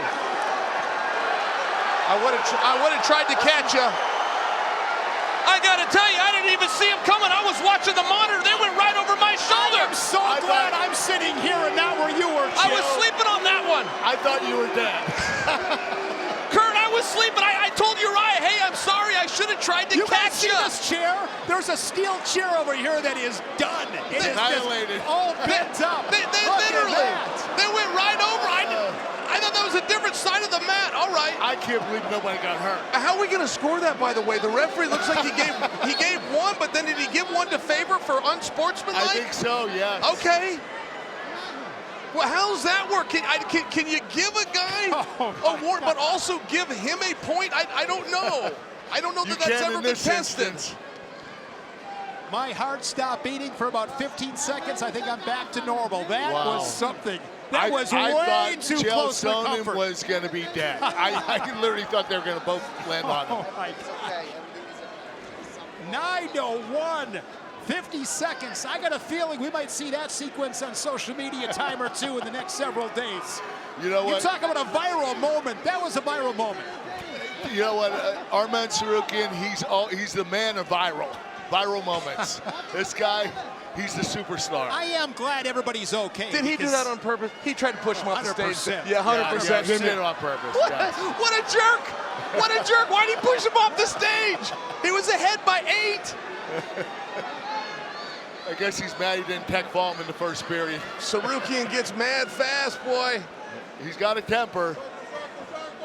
I mean, I think we saw that with Paulus. Yeah, I'm still surprised by the call. So we pushed him out of bounds, but and gave Tsarukyan a point, but then we decided it was too rough and gave Uriah a point. I don't think you can reward a guy if you deem the behavior to be Doing an inappropriate. overly aggressive move, yes. I get that we're splitting hairs, but it's a learning experience. I've really never seen anybody be thrown off a stage.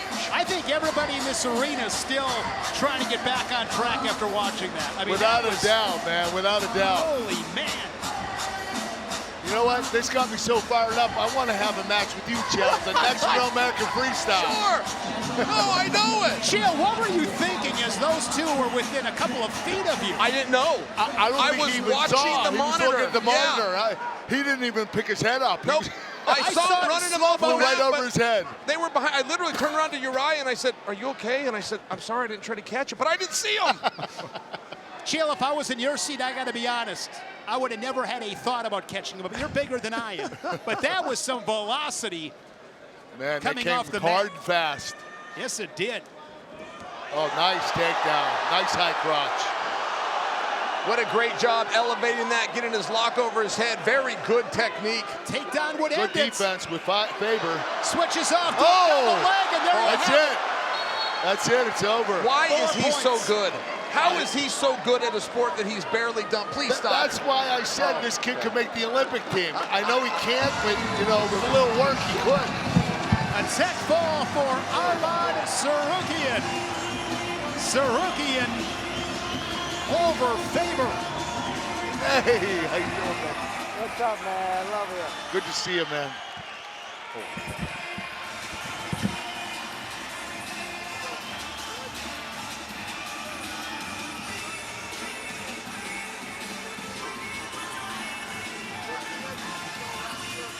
Arman Tsarukyan Looking for that takedown, switches off to a double leg. He gets the 4 feet to back and gets the technical superiority over Urijah Faber.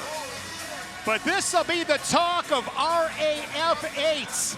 Tsarukyan running Faber off the mats and onto the concrete. That was way, way too close for comfort. That was some violence here inside the Liacouras Center. Ladies and gentlemen, make some noise for your main event tonight. Come on, Philadelphia.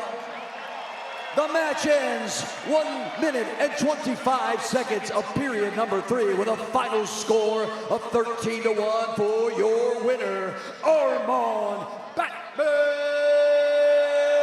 Tsarukyan.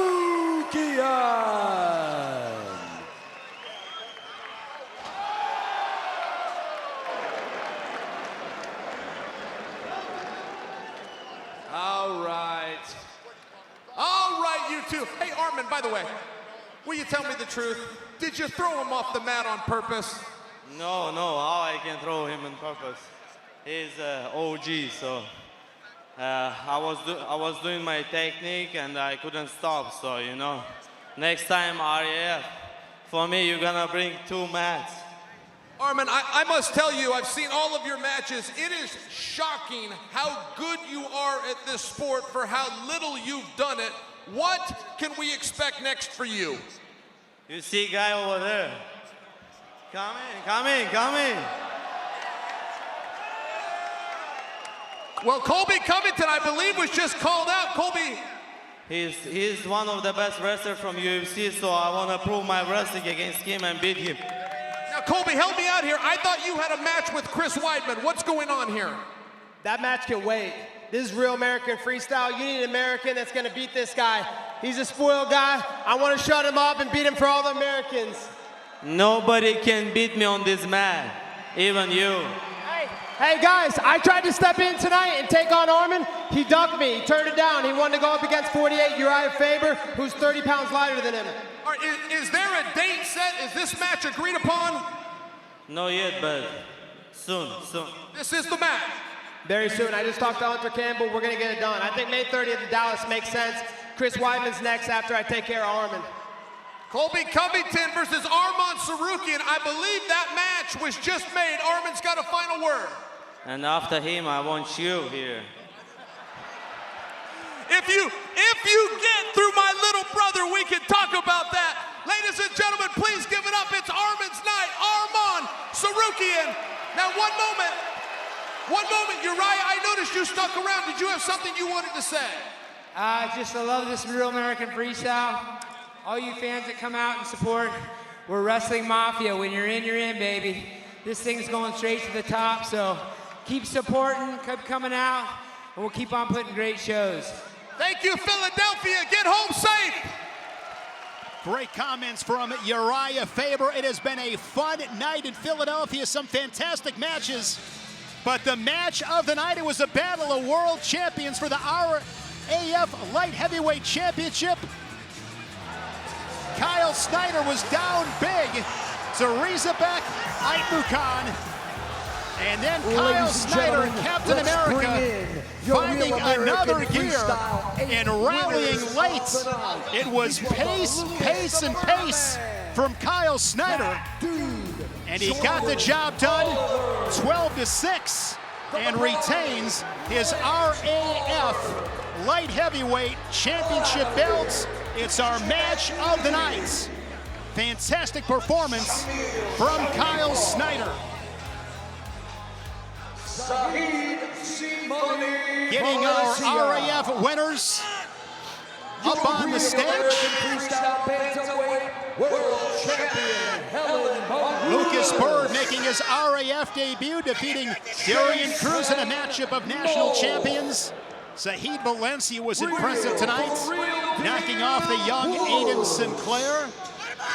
Helen Maroulis, a technical superiority, retains her championship belt. How about Jason Nolf, three-time national champion from Penn State?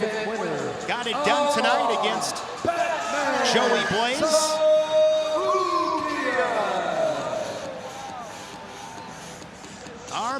Tsarukyan over Urijah Faber. Said he pushed him out on accident.